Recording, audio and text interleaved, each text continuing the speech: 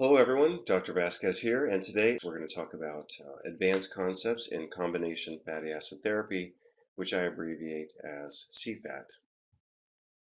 Some of this information actually comes out of my books, and the protocol acronym is actually trademarked in association with one of my books. Interestingly enough, yesterday as I was starting to record this information, I actually got a call from my patent attorney's office, and he said, you've got to make sure that you inform people of your trademark, otherwise that you can't enforce it. So I've had to include that information in here. Today I'm going to emphasize molecular mechanisms of combination fatty acid therapy. Again, I'll briefly review some of the basics, and then we will discuss precursor competition in cell membranes and enzyme sites, activation of PPAR gamma and PPAR alpha, which gets us into the conversation on nutrigenomics. We're going to emphasize modulation of gene transcription here, specifically via downregulation of NF-kappa B. You should already be familiar with that concept. Docosahexaenes, protectins, and resolvins will also be discussed. We'll talk about reducing hypothalamic inflammation as a means by which we can reduce systemic inflammation. We'll talk about fatty acids and their possible role in the induction of T regulatory cells. We'll talk about activation of GPR120. That was just discovered in 2010. We'll talk about fatty acids in their role of supporting mitochondrial ATP production and reducing inappropriate apoptosis, mitophagy, and free radical generation. We'll talk about some of the neurologic and psychiatric benefits to combination fatty acid therapy. I also think that part of the mechanism of action of fatty acid therapy is actually to reduce neurogenic inflammation. I'll discuss that perhaps a little bit later in this presentation. And then finally, I'll conclude by looking at some of the data demonstrating a synergistic or cumulative anti-inflammatory benefits using combinations of fatty acids as clinical interventions. What is the general rationale for providing patients with appropriate levels of fatty acids? First and foremost, by providing the body with what it needs for proper and optimal function, numerous physiological systems simply function better, more efficiently, and more appropriately, and thus we as nutrition professionals and experts are able to prevent and alleviate diseases and health problems, either without the use of drugs or in combination with the use of drugs. Another just basic common sense for supporting the general rationale for this approach: proper nutrition, the provision of biochemical and physiologic requirements is mandatory for health. In contrast, the use of drugs usually is not mandatory. But proper nutrition is. Drugs may be necessary in some situations, but nutrition is always necessary. Nutritional interventions can replace drug interventions, but drugs cannot always replace the spectrum of benefits and physiological roles of nutrients. And I think you'll see that that's very clear when we talk about fatty acids. Fatty acids are not simply the building blocks of fats, which give us 9 calories per gram.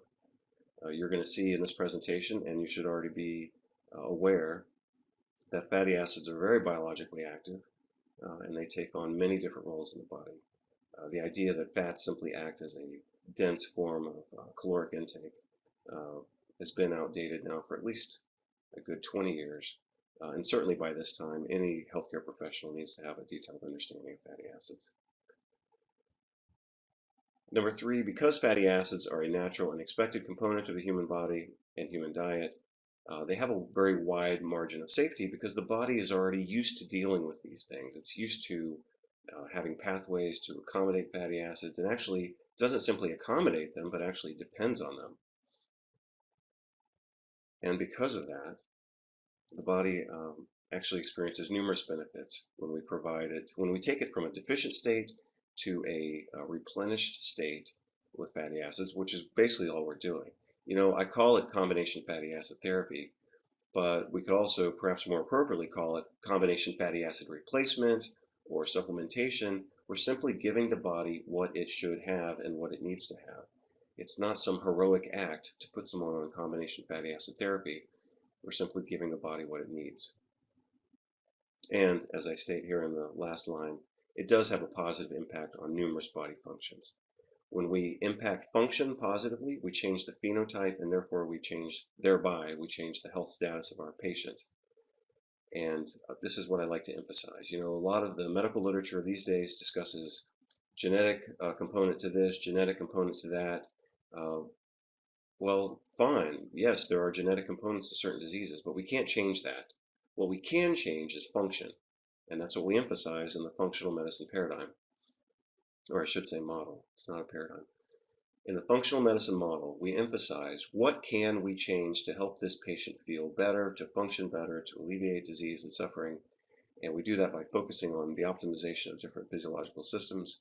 We call that functional medicine. That changes phenotype, and when we change phenotype, we change health status, as opposed to being handcuffed to the idea that these patients have their diseases because they have genetic defects and that there's nothing that can be done other than to medicate them. I think that idea is, for the most part, absurd. Combination fatty acid therapy is proven safe and effective and is appropriate for routine, indeed daily clinical use. Very few disease interactions and drug interactions exist. Because fatty acids are a natural and expected component of the human body and human diet, they have a very wide range of clinical applications, thereby providing unsurpassed clinical value, far superior to pharmaceutical drugs with regard to the number of applications and safety. I think that point will become brilliantly clear by the time we finish this presentation. So what we've discussed before is using alpha-linolenic acid. This is the omega-3 fatty acid primarily found in flaxseed oil. And therapeutic doses start at least 1,000 milligrams, but we could work our way up to maybe 3,000 milligrams. Flaxseed oil has 7.6 grams per tablespoon. ALA has been shown to reduce cardiovascular risk, to provide general anti-inflammatory benefits, and to have a mild pain-relieving effect.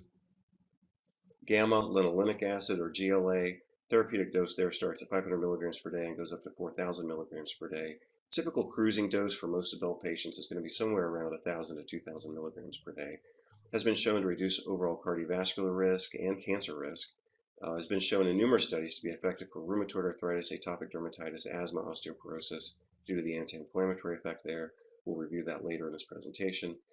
The one caution that I have with using high-dose GLA is in any patient who has a history of seizure disorder, especially temporal lobe epilepsy. There are 2 case reports of patients having exacerbation or unmasking, so to speak, of temporal lobe epilepsy following the use of GLA. So I think that's our main and perhaps only relative contraindication there.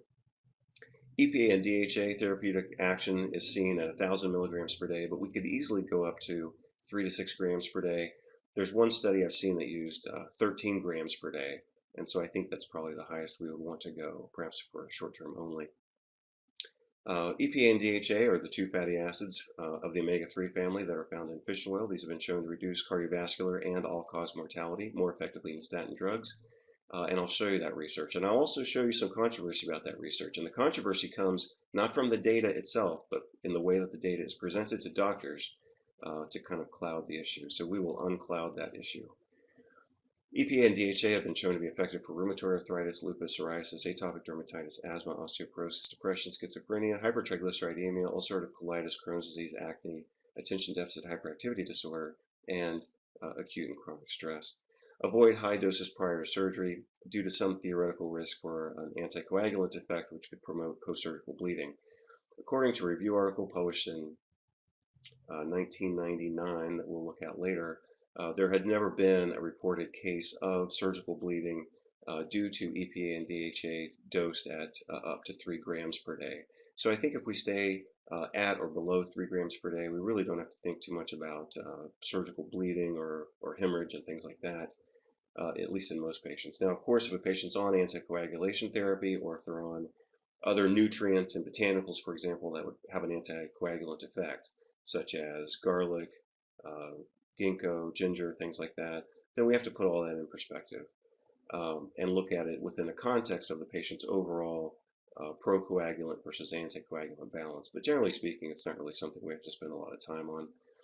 Part of the rationale for providing combination fatty acid therapy simply is based on looking at the historical data of what has been the traditional or historic or evolutionary or societal historical intake of fatty acids. you can see here, and this is the article that I was just citing from American Journal of Clinical Nutrition, 1999, September, which showed what I just mentioned, that there had never been a case of surgical bleeding associated with EPA-DHA intake up to 3 grams per day.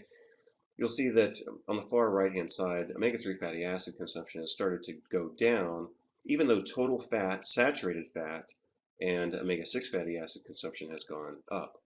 So if you look at the intake of omega-3 fatty acids, it's gone down significantly. But what makes that problem worse is that trans fats have gone up, omega-6s have gone up, total fat and saturated fat have also gone up. Now, you should appreciate by now, and I would really expect that our students would appreciate this, we should appreciate that there is a balance or a ratio, so to speak, between omega-3 fatty acids and omega-6 fatty acids, and they are somewhat divergent.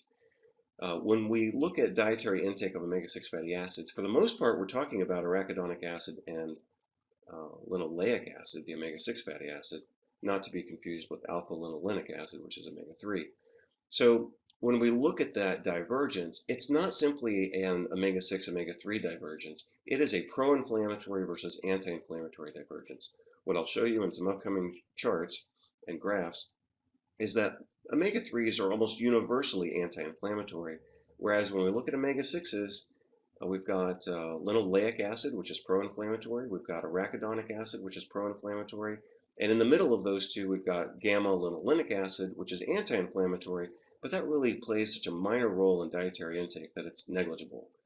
When you look at this chart and you see the increase in intake of omega-6 fatty acids, mostly what you're looking at there is vegetable oil, which contains linoleic acid, and you're also looking at an increased consumption of arachidonic acid from grain-fed animal products like grain-fed, commercially produced, industrially raised cows and pork.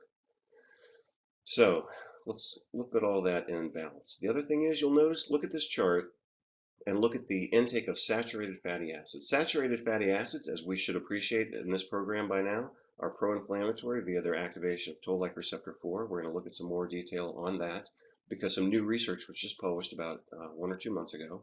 So I'll show you how that applies to this model. And what you'll also see from my demonstration, or my demonstrating that model to you, is that there's a ratio, again, not only between omega-6 and omega-3s, but also between saturated fat intake and the biochemical and physiologic effects of how that is balanced with omega-3 fatty acid intake. So the pro-inflammatory effects of saturated fatty acids are actually blocked partially by omega-3 fatty acids. But if the intake of saturated fats increases at the same time omega-3 fatty acids decrease, you're going to see a dramatic change in systemic inflammatory conditions, and that is indeed what we see these days. Typical American diets are very poor in omega-3 fatty acids, providing only 1 gram per day compared to the 6.7 grams that can be obtained in a paleo diet or in hunter-gatherer societies. So again, I just rounded up to 7 grams per day. Paleolithic intake of omega-3 fatty acids traditionally was about 7 grams per day. American intake these days of omega-3 fatty acids is only 1 gram per day. So all of our patients, for the most part, let's say your average patient, in my opinion, is walking into your office deficient by about 6 grams per day in omega-3 fatty acids. So I think that justifies providing some supplementation. First of all, or let me say, second of all, let me go back and let's look at that chart one more time. What else does this prove?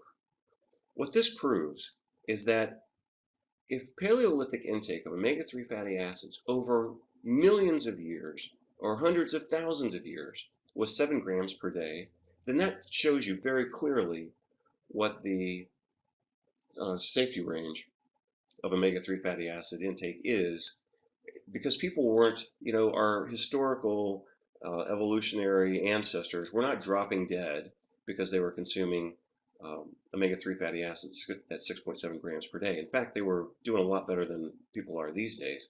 So when people talk about the theoretical risks and controversy and we don't know if that's safe about omega-3 fatty acid intake, it's like, look at the historical data. The historical data was 7 grams per day. We're only getting 1 gram per day. So it's not radical to give your patients 3, 4, 5, 6 grams a day. You're simply giving them what the historic and evolutionary expectation was when it was getting met by a healthy hunter-gatherer diet. We have reviewed this previously. This is a diagram I made a few years ago. Let's look very briefly at the benefits of alpha-linolenic acid, which is ALA from flax oil. Suppression of inflammation, prostaglandin formation, probably via inhibition of genetic transcription, and as you would expect, we're going to attribute most of that to a suppression of NF-kappa B, just because that's the gateway to these pro-inflammatory mediators. What we see as a result of that is a reduction in cardiovascular mortality. When we look at EPA and DHA, those provide more specific clinical benefits because they are more biologically active. But that doesn't mean that, and if you've read my articles on this, you already know where I'm going with this. It doesn't mean that just because EPA and DHA are more clinically powerful, it doesn't mean that we should just use those and not use ALA. We still have to use ALA because it provides certain benefits that we don't get from EPA and DHA. So what do we get from EPA? We get systemic and local anti-inflammatory benefit, antidepressants effects, antipsychotic effects, cardioprotective, and anti-cancer benefits. Reductions in all-cause mortality, significant protection from inflammation, cancer, and heart disease. DHA tends to be a little bit less anti-inflammatory, and it tends to be a little more specific for the brain. So what we see with DHA are better benefits for the eyes, the brain, but also some anti-cancer and anti-inflammatory benefits through some new mechanisms that I'll show you in just a moment. So overall, if we look at fatty acid metabolism, and in this case we're going to focus on the omega-3 fatty acids, you'll notice that I colored these boxes in green, and that's to show you I'm associating green with good, and that these are generally good things. And you'll notice that you don't see any pink or red boxes here. That's because with omega-3 fatty acids, it's generally all good. We get benefits from ALA, we get benefits from EPA and DHA, and I'm certainly informed on this conversation, and I'm not aware of any negative effects here.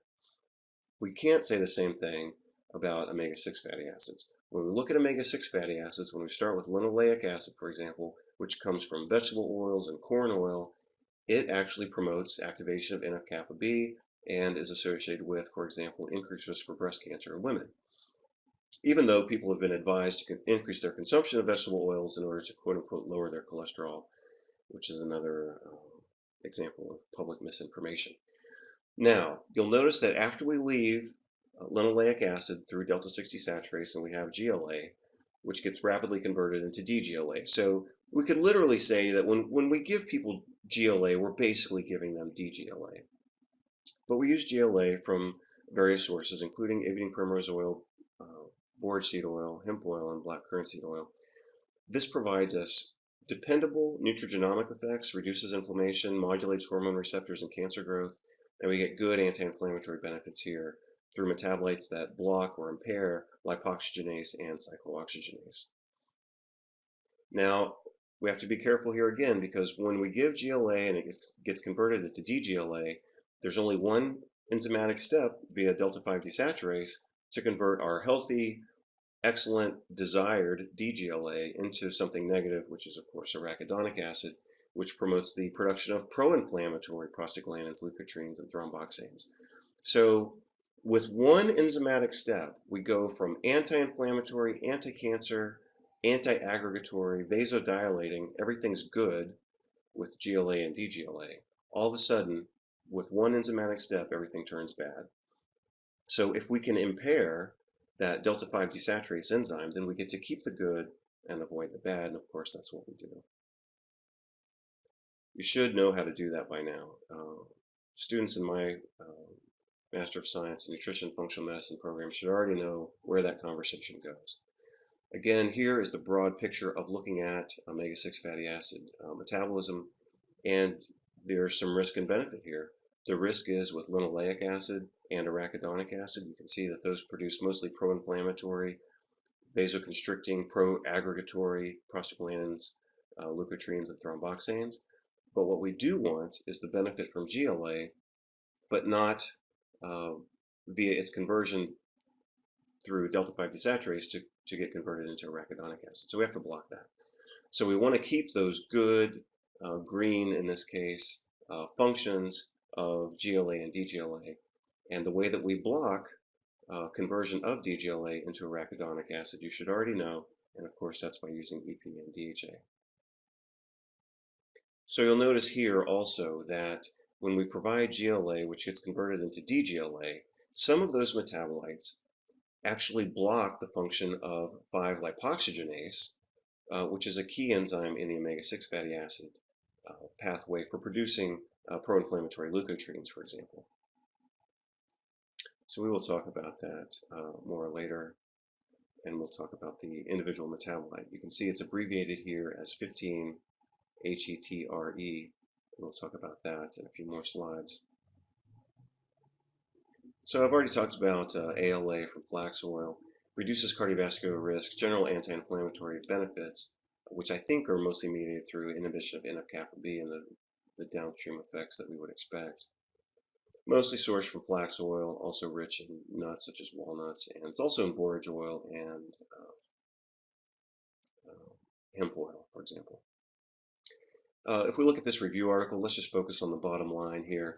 And again, with any of these slides, you can always pause the slide, look at the data, and then move on. But for my sake, and literally for your sake too, I'm going to tend to go through the material rather quickly. If you want more detail, all you have to do is hit the pause button, and you can take the time to read the entire abstract. ALA appears to decrease cardiovascular risk by inhibiting vascular inflammation and endothelial activation beyond its lipid-lowering effects. Well, really, we don't expect ALA to have much of a lipid-lowering effect, and I think that's an important distinction. If you look at some of the research, for example, published in the cardiology literature, they have denied, to a very large extent, the benefits of fatty acid therapy because they're so hooked on looking at lowering cholesterol levels. Fatty acids don't provide cardioprotective benefits by lowering cholesterol levels. Fatty acids provide cardioprotective benefits by having an overall anti-inflammatory effect, an insulin sensitizing effect, reducing hypothalamic inflammation, improving mitochondrial function. Far more physiologic benefit than can ever be attained by the statin drugs, but they don't lower cholesterol as effectively, but they are more effective at reducing cardiovascular mortality than the statin drugs. So what's the goal here? Is the goal to lower cholesterol? Or is the goal to reduce overall and cardiovascular mortality? If the goal is to reduce overall and cardiovascular mortality, then we should be using combination fatty acid therapy rather than statin drugs, and I'll show you that data in just a few more minutes. GLA inhibits NF-kappa B activation by activating PPAR-gamma. We'll talk about that more later. It blocks lipoxygenase. Certain metabolites block lipoxygenase to reduce leukotriene production. Fuels production of anti-inflammatory and vasodilatory thromboxane A1 and prostaglandin E1. So in other words, GLA not only blocks the formation of pro-inflammatory prostaglandins and leukotrienes, but it actually produces anti-inflammatory prostaglandins and leukotrienes. In this context, I'm describing thromboxane A1 as being a prostaglandin just because it's made through that same pathway via cyclooxygenase. GLA also reduces cytokine production, especially interleukin-1, which we should appreciate as being a main fuel source or stimulator of the Th1 chronic inflammation pathway. Also reduces pro-inflammatory T lymphocyte cell proliferation. With GLA, we see potent cardioprotection and anti-cancer benefits, and again, some, perhaps theoretical, risk of increasing activity in temporal lobe epilepsy. It's been reported twice, so I just want to make sure that you're aware of it. Clinically significant and very safe alleviation of inflammation, pain, and drug dependence is noted with patients with RA, atopic dermatitis, psoriasis, etc. This article provides a really nice summary paragraph, which I've obviously excerpted and included here. So let me just read this to you, at least most of it. It provides a really good summary of the biochemistry of GLA. Membrane-bound DGLA is released by the action of the enzyme phospholipase A2. Once released, DGLA, which of course comes from GLA, is acted upon by cyclooxygenase and lipoxygenase. Cyclooxygenase products of DGLA include prostaglandins of the series 1, such as PGE1 and thromboxane A1 class. These products of COX action exert anti-inflammatory, vasodilatory, and anti-aggregatory actions. So just look at that. It takes the cyclooxygenase enzyme acting on GLA to produce these anti-inflammatory, vasodilating, and anti-aggregatory actions. That would suggest against the use of a COX cyclooxygenase inhibitor And specifically, as we'll see later, it argues against the use of a cyclooxygenase isoenzyme type 2 specific inhibitor. So we don't want to use COX-2 inhibitors if we're going to get the full benefit of GLA. All right, so here we get into some words that are at times for me a little difficult to pronounce, but let's just work our way through it. DGLA produces 15-hydroxyeicosatraenoic acid by the action of 15-lipoxygenase. This metabolite is a strong inhibitor of 5-lipoxygenase, which then inhibits production of leukotriene B4. So you need to know that leukotriene B4 is a major player in some conditions such as asthma and I believe it's ulcerative colitis as well. So again, in this sense, we're using GLA to promote the production of GLA-derived anti-inflammatory and vasodilating metabolites, and we're also using GLA to create metabolites that block the formation of pro-inflammatory prostaglandins and leukotriene. So, for example, when we use GLA as a source of DGLA, then basically we get a shift in the ratio of pro-inflammatory versus anti-inflammatory balance in favor of anti-inflammatory. We produce more anti-inflammatory molecules and we produce fewer pro-inflammatory molecules. Again, GLA gives us prostaglandins and thromboxanes that are anti-inflammatory, anti-aggregatory, and vasodilating. And through the metabolite, specifically the 15-HETRE, we get blockade of 5-lipoxygenase, which then impairs the production of really important mediators of clinical inflammation, especially for asthma and ulcerative colitis, namely leukotriene B4. We'll talk about that more later. Here's just one example of many articles using GLA in the treatment of rheumatoid arthritis. Typically, we see a therapeutic benefit starting at 500 milligrams per day. You can see in this study they use 1.4 grams per day, so that's 1,400 milligrams. Look at some of the benefits here, and then we'll contrast that with their conclusion. So this was published in Annals of Internal Medicine. Let's just look at what they say here. Treatment with GLA in these patients with rheumatoid arthritis resulted in clinically important reduction in signs and symptoms of disease activity. GLA reduced the number of tender joints by 36% and tender joint score by 45%, swollen joint count by 28%, and swollen joint score by 41%. Placebo didn't do anything. Overall clinical response was better following treatment. Conclusion. So we just showed safe and effective amelioration of this disease, alleviation of this disease. Let's look at the conclusion now. Conclusion. GLA in doses used in this study is well tolerated and effective for the treatment of active rheumatoid arthritis. GLA is available worldwide as a component of evening primrose oil and borage oil and black currant seed oil and hemp seed oil.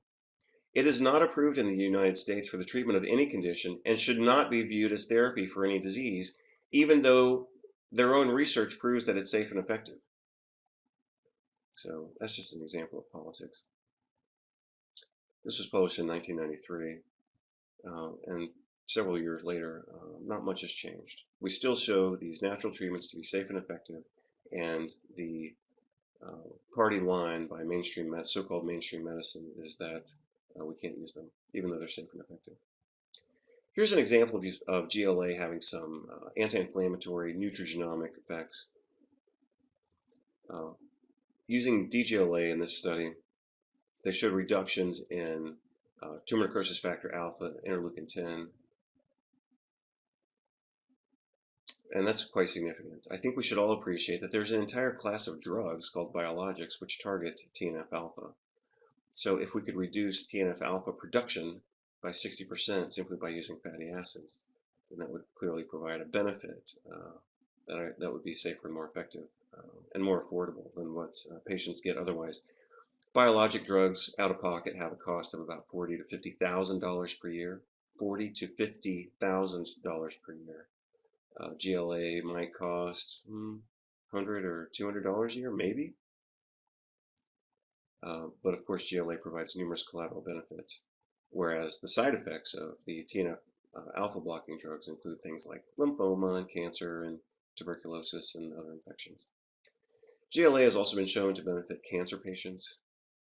through modulating estrogen receptor action. I think that's an interesting study.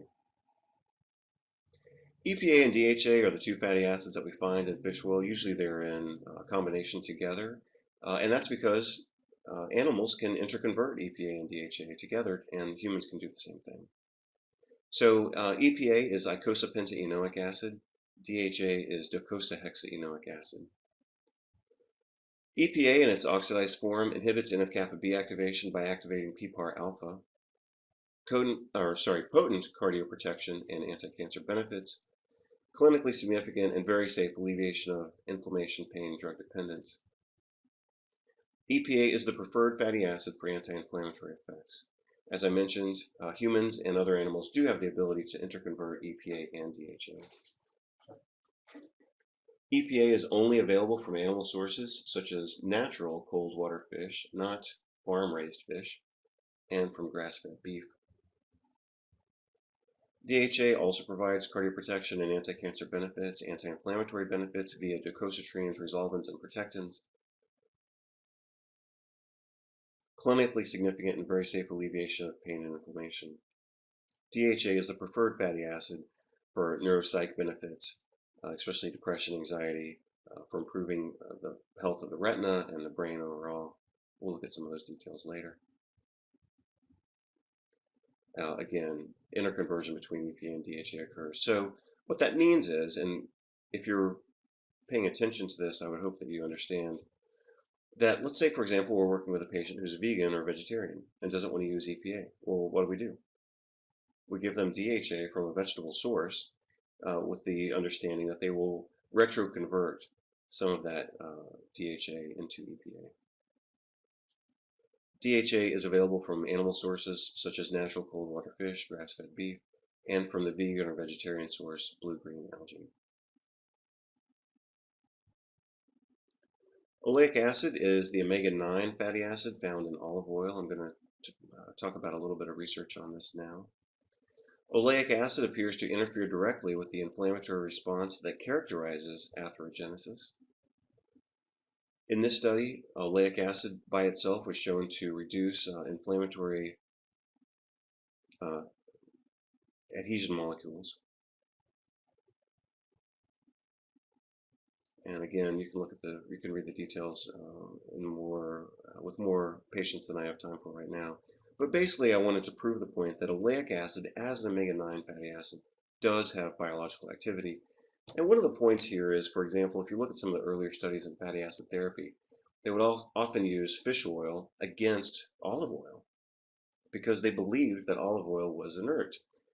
They believed that it wasn't biologically active, but of course now we know that that's not true. So some of the earlier studies had major flaws in their methodology because they were trying to do placebo-controlled studies, and they were using olive oil. Can you believe it? They were using olive oil as their placebo. Well, olive oil is not a placebo. It has numerous health benefits, and virgin olive oil, for example, has numerous components in it that have anti-inflammatory effects and anti-cancer effects. So again, oleic acid is the omega-9 fatty acid found mostly in olive oil, also in borage oil and flaxseed oil. Anti-cancer and anti-inflammatory benefits. Olive oil also contains another lipid called squalene, which is also found in olives, shark liver oil, and every other living plant and animal. Obviously, that includes humans. Enzymatically converted into cholesterol and other steroid-based hormones such as vitamin D. Some controversies around squalene include its use as a vaccine adjuvant. So when squalene is modified by detergents, otherwise known as surfactants, which of course is an abbreviation for surface active agents, it has an immune stimulating effect. So the pharmaceutical companies have combined squalene with detergents to kind of stimulate the immune system to make their vaccines work better. And that might not be a good idea. Anytime we stimulate the immune system in kind of an unnatural way, I think we run some risk of having complications because of that.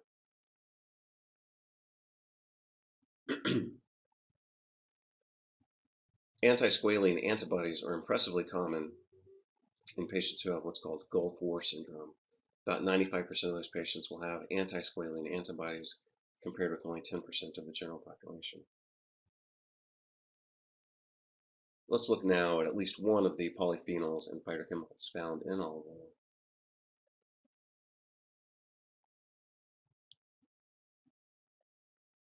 As I mentioned before, some studies were erroneous in their assumption that olive oil was a placebo. What we see is that it actually contains numerous phytochemicals, some of which actually have the effect of drugs. In this study, and I don't recall right now if I included some of the details of this study, but in this brief report published in Nature in 2005, what was shown is that one of the components here, oleocanthal from extra virgin olive oil, was actually more powerful than ibuprofen, which of course is a FDA-approved anti-inflammatory drug. If you go back to that study and actually look at the details of what they published, they showed that the component from olive oil was more effective than the drug. So again, this is just a basic review on why we use fatty acids. The basic summary includes the fact that people are happier and they feel better when they're on fatty acids. Fatty acids have been shown to alleviate depression and a wide range of diseases. So fatty acids actually help people be not only happier, but also healthier. They're very safe, and they're widely accessible. They don't require a doctor's prescription. Therefore, they empower patients to remain autonomous, which is one of the often forgotten tenets of medical ethics, which is patient autonomy. Again, if we go back and look at ALA, we can see that ALA does have cardiovascular benefits. Let's look at some of the data that was summarized in this article. Higher intake of ALA provided significant protection against fatal myocardial infarction. Another article found an inverse association between ALA and the risk of sudden cardiac death. Highest intake of ALA obtained was correlated with a 40% lower risk for sudden cardiac death. Again, ALA associated with reduced risk of death in patients with coronary artery disease. Inverse relationship between ALA and acute myocardial infarction. Let's go down just a little bit more. ALA inversely related to the prevalence of coronary artery disease. Second to the bottom here, 1% increase in ALA intake resulted in a 40% lower risk of non-fatal coronary artery disease. High intake of ALA associated with a decreased risk from death and cardiovascular disease. And so we call that cardiovascular mortality and all-cause mortality. We'll notice that that's a common theme. Omega-3 fatty acids are consistently associated with reductions in what's called cardiovascular mortality and all-cause mortality. And in fact, here's an article that reviews that. This is published in Archives of Internal Medicine 2005.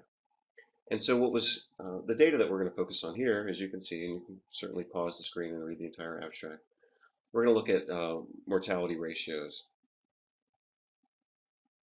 And what we want when we look at mortality ratios is we want overall mortality to be low, we want cardiovascular mortality to be low. So what they showed here, if you look at the left-hand column, overall mortality associated with statin drug use was 0.87. Okay, so that means it reduced overall mortality to use statin drugs. But look at the reduction for omega-3 fatty acids. It's 0.77.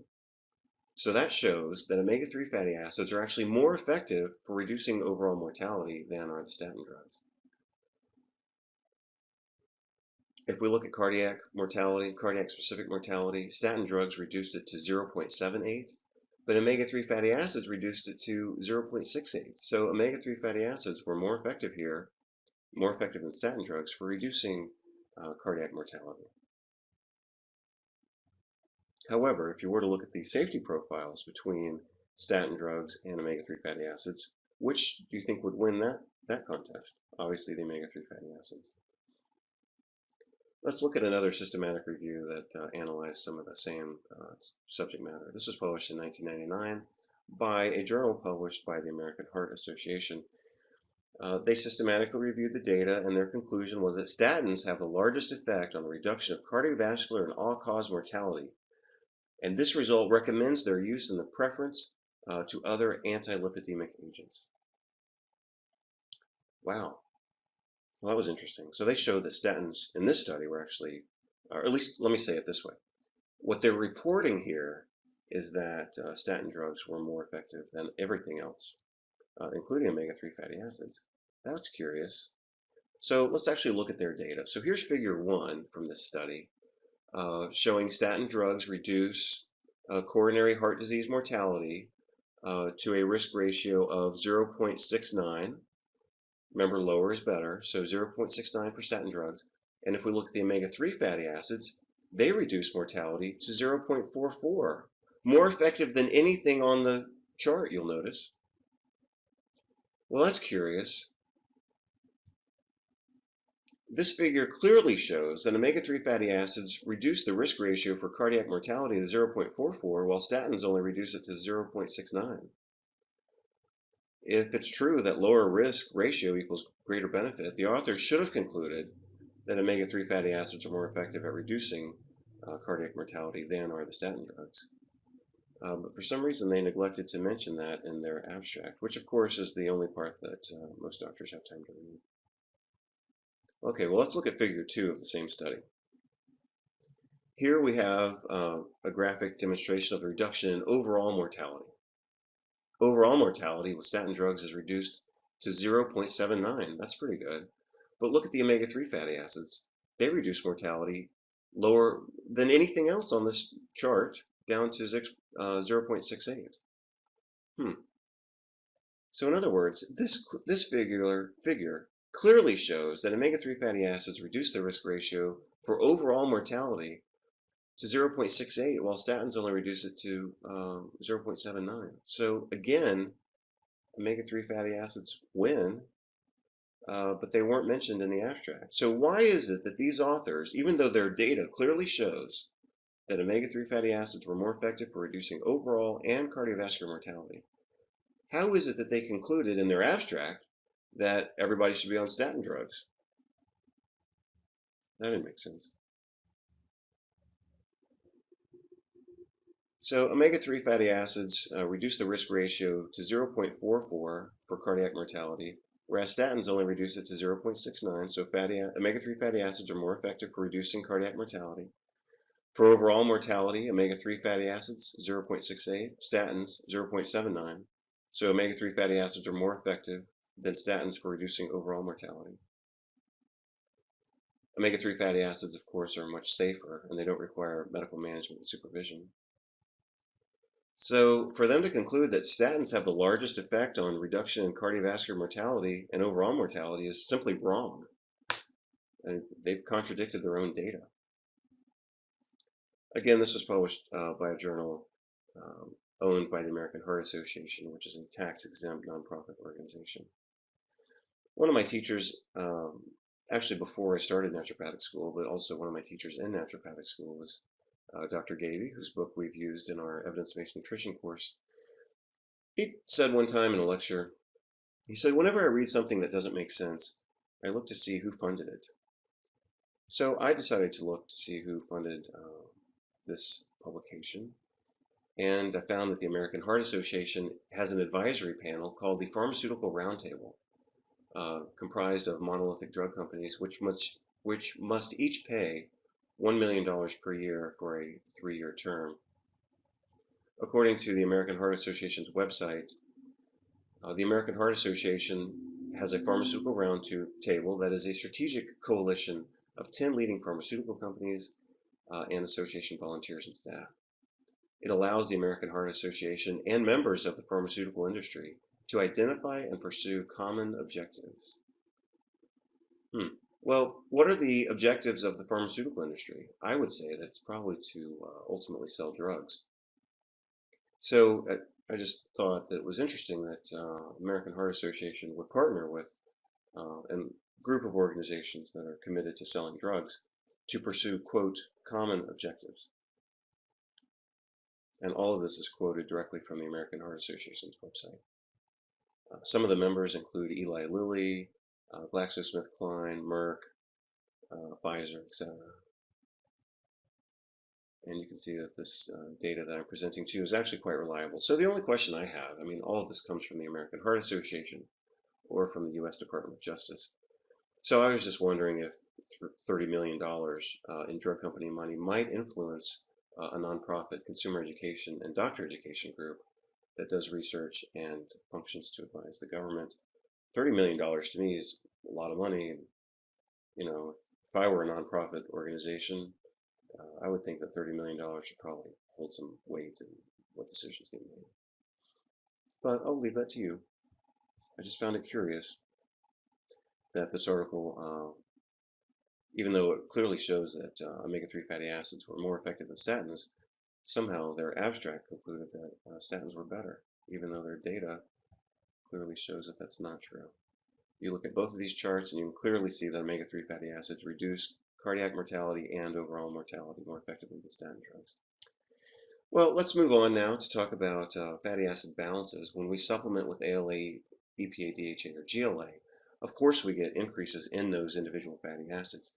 You'll notice, as I've said before, that when we supplement with GLA, we get an increase in arachidonic acid unless we give EPA to block the action of delta-5 desaturase.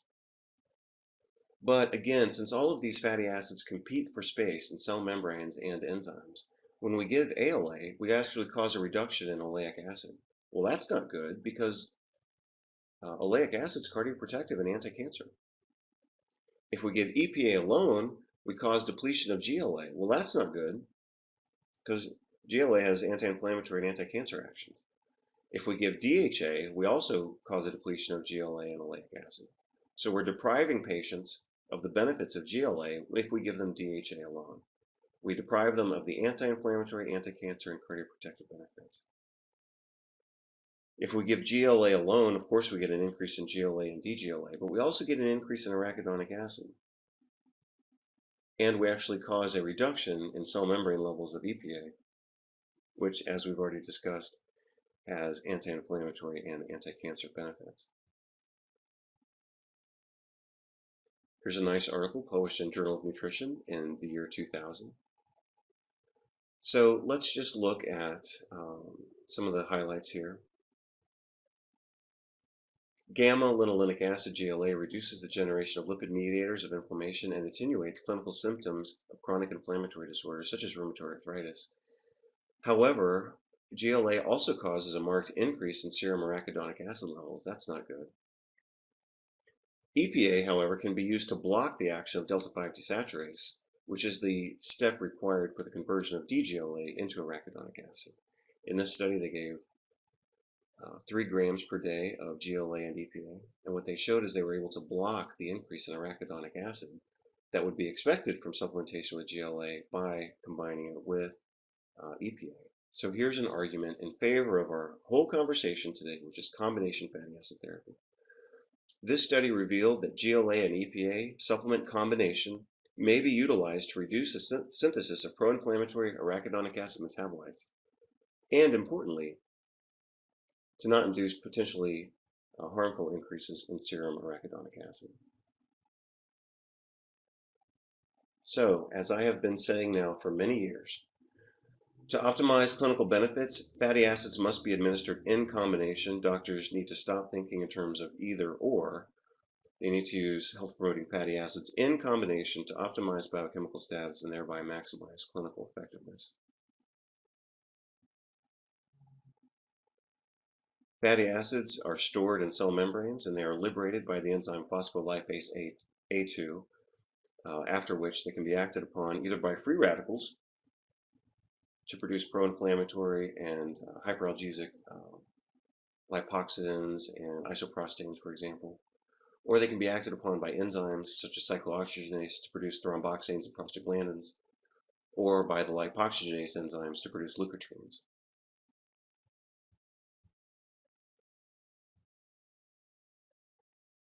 So when we give the health-promoting fatty acids, we compete with arachidonic acid in cell membranes. Therefore, we affect the behavior of the cell by affecting the receptors in the cell membrane. We also compete with arachidonic acid in the active sites of enzymes. And overall, we see a increased production of anti-inflammatory prostaglandins and a reduced production of pro-inflammatory prostaglandins. We've demonstrated this illustration before. It's in the article that was required reading. So you should have already read this if you're in my immune imbalances and inflammation course. And this is just a diagram that I made showing how fatty acids on the left-hand side are incorporated into cell membrane phospholipids. They get liberated by phospholipase A2, and then they can be biologically active. In this case, what we're focusing on are the metabolic effects, where fatty acids are acted upon by cyclooxygenase and lipoxygenase to produce prostaglandins, thromboxanes, and leukotrienes, which either promote disease or promote health, depending on what we have provided the body. That will, of course, determine what the ultimate outcome is in that balance. Combination fatty acid therapy supplies precursors for anti-inflammatory and vasodilating prostaglandins. GLA gets converted into DGLA, gets acted upon by cyclooxygenase to produce thromboxane A1 and prostaglandin E1. These are anti-inflammatory and vasodilatory. And this summary from the author's manuscript actually provided a really nice summary of much of what I just said. Let's look at the last line here. GLA acts in several ways to exert its effects, including the modulation of eicosanoids, prostaglandins, leukotrienes, thromboxanes, and cytokines, and by regulating genes that affect apoptosis and cell growth. We'll look at a few more details from the same article. Starting at the top, metabolism of DGLA by cyclooxygenase produces thromboxane A1 and PGE1, anti-inflammatory, vasodilatory. GLA counteracts inflammation by affecting pathways of cytokine synthesis. It modifies genetic expression, and has also been shown to reduce interleukin-1 production, which is important because remember, part of what we're trying to do here is reduce the activity of Th1, Th2, and Th17 cells, and we're trying to increase activity of T regulatory cells. So we want to shift that balance. Right now, en route to our conversation on nutrigenomics, we're going to talk about PPAR gamma and PPAR alpha. PPARs were originally discovered in animal research, of course. They were discovered in frogs. PPARs are a group of nuclear receptor proteins that function as transcription factors, regulating the expression of genes, particularly relevant for the regulation of cell proliferation, otherwise known as cancer, development, metabolism, carbohydrate, lipid, protein, otherwise known as diabetes and insulin resistance, and again, tumorigenesis. Okay, so let's gain a better understanding of what PPAR actually means. So PPAR stands for peroxisome proliferator activated receptor. So generally speaking, things that activate PPARs are going to force the cell to produce more peroxisomes. Peroxisomes are organelles found in virtually all eukaryotic cells. One of their major functions is to break down very long-chain fatty acids through beta oxidation and to convert these very long-chain fatty acids into medium-chain fatty acids, which can then be used more efficiently by mitochondria. So we could therefore say that peroxisomes function to modify long-chain fatty acids into medium-chain fatty acids so that they can be efficiently used by mitochondria. So in that sense, PPAR alpha, PPAR gamma activation serves to enhance mitochondrial function. We could say that, and I think that that's very reasonable. So again, we go from PPAR gamma, PPAR alpha agonism to peroxisome proliferation. From there, we go to enhanced conversion of long-chain fatty acids into medium-chain fatty acids, and from there we go to enhanced ATP production in the mitochondria. So as you would expect, this has relevance for weight loss, type 2 diabetes, insulin resistance, cardiovascular disease, longevity, and every disease and dysfunction related to mitochondrial dysfunction, which is everything. We will talk about that later in this immunology and inflammation course. PPAR is heterodimerize with the retinoid X receptor and bind to specific regions on the DNA of target genes. These DNA sequences are termed PPREs, peroxisome proliferator hormone response elements. Interestingly enough, the retinoid X receptor heterodimerizes not only with PPAR, but also with the vitamin D receptor, VDR. The human equivalent of PPAR is fatty acid receptors. And I think we'd probably get a lot more traction and a lot more pull in the nutrition world if instead of using the phrase PPAR, we used fatty acid receptors. If we say PPAR, it doesn't really promote action. It doesn't really tell us what to do intuitively. If your patient has a condition associated with PPAR dysfunction and a drug company wants to sell you a drug that activates PPARs, that might sound like a pretty good deal unless you knew what PPARs actually were. If you know that they are fatty acid receptors, then I think you'd probably take a different course of action. If all you know is PPAR, then what do you do with that? But if you know that PPARs are fatty acid receptors, then the most logical thing to do would be to modify fatty acid intake for the patient so that the patient doesn't have to resign to apathy and drug dependence, but rather they could avoid the problems associated with intentional confusion and intentional exclusion, which I think are kind of leveraged within the scientific community specifically to promote drug dependence. So let's solidify our understanding of PPARs as fatty acid receptors. So if you look at this article published in the journal Cell in 1999, peroxisome proliferator activated receptors, PPARs, are nuclear receptors for fatty acids. So let's just call them fatty acid receptors. One of the agonists of PPARs, or fatty acid receptors, is icosapentaenoic Oleic Acid. That's the omega-3 fatty acid from fish oil.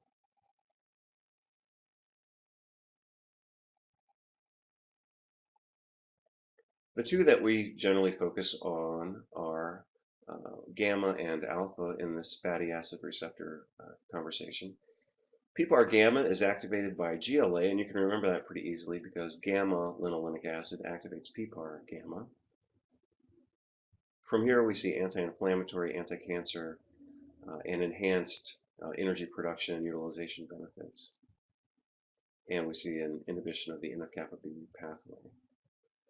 For PPAR alpha, we see that it's activated by EPA in its oxidized form. And the benefits we see there are anti-inflammatory, anti-cancer, improved energy production, and inhibition of NF-kappa B.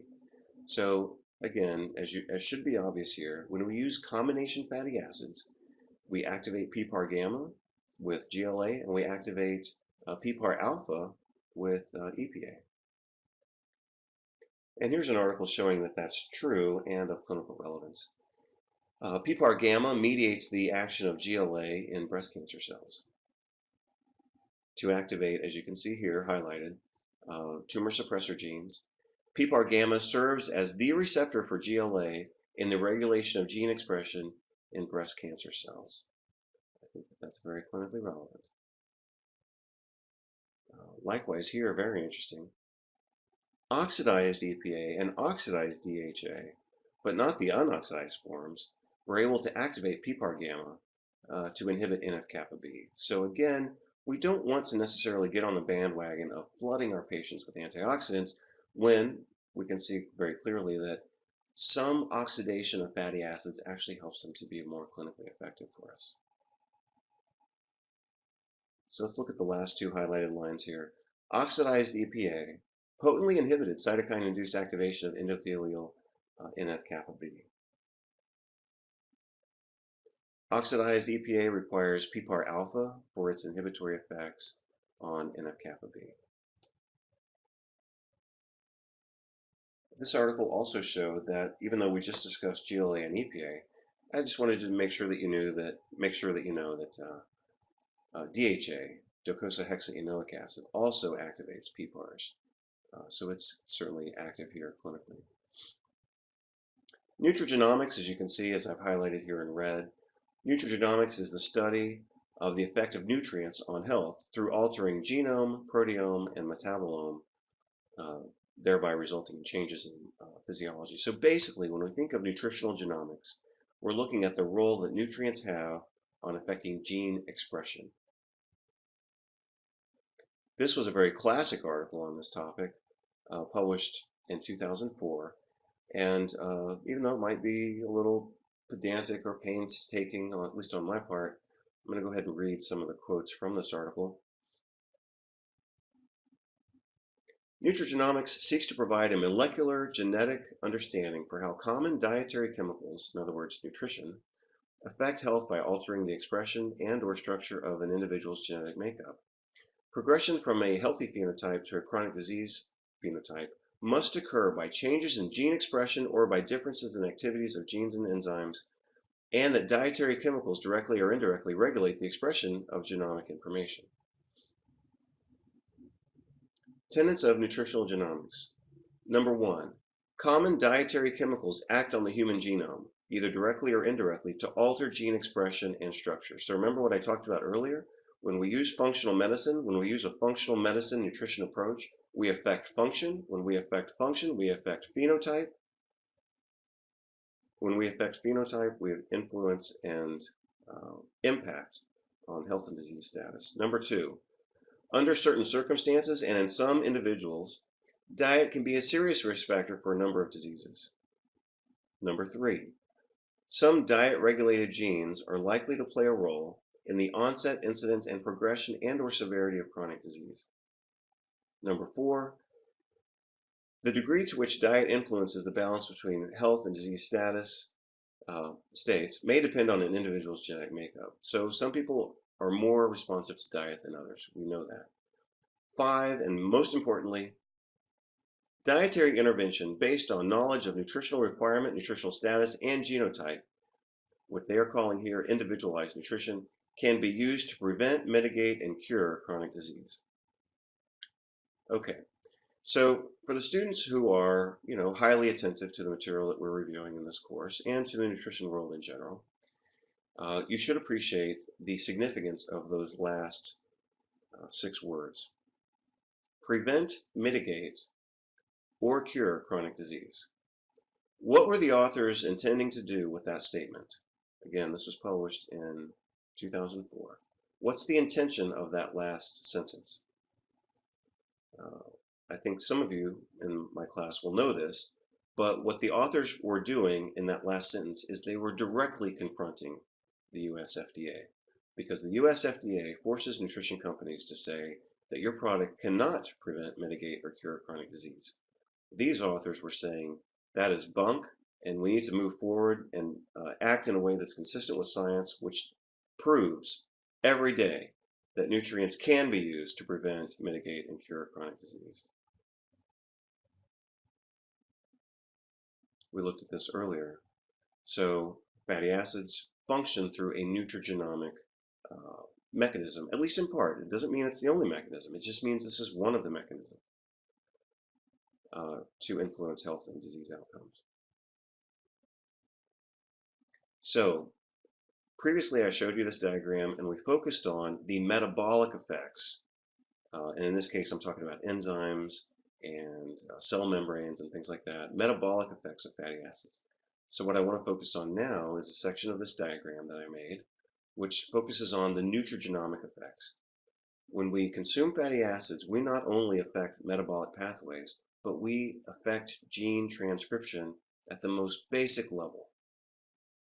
We activate PPAR gamma to inhibit NF-kappa B, we activate PPAR alpha to inhibit NF-kappa B, and that's only one example of the means by which dietary intervention in general and fatty acid supplementation in particular affects gene expression, which then of course has a major impact on the outcome of health and disease status. This is one of my favorite articles documenting the particular effectiveness of ALA, which again comes from flaxseed oil. For a long time, a lot of people were presuming that flaxseed oil couldn't be that effective because it had to get converted into EPA and DHA, and you'd be a lot better off just taking EPA and DHA. But what this article showed is that some significant health benefits from ALA supplementation come not simply by its conversion into EPA and DHA, but rather through effects mediated by ALA itself. You can see here prostaglandin metabolites and PGE2 decreased 52 and 85% respectively. That's more effective than Vioxx. Vioxx was a COX-2 inhibiting drug specifically designed to decrease the production of prostaglandin E2 in particular. If it was targeting anything in particular, it was targeting prostaglandin E2. This study measured prostaglandin metabolites in urine, and look at the reductions they got, 52% and 85%. I looked at a comparable study using Vioxx, and it reduced prostaglandin metabolites only into the 40% range. So in this study, if you look at those, well, let me say it this way. If you look at those two studies and compare the results, ALA was more effective than Vioxx for reducing prostaglandin formation. So I like this article a lot. You can continue to read that part of the abstract. But the way that this impressed me was to think that if the effect is not mediated by reduced substrate availability of prostaglandin precursors, then the effect must be due to inhibition of the enzyme or reduced induction of the enzyme through a nutrigenomic effect. So I think what you might want to do is pause the video right now and just take a look at this conclusion from the abstract until it really sinks in that ALA has clinical benefits independent from its conversion into EPA and DHA.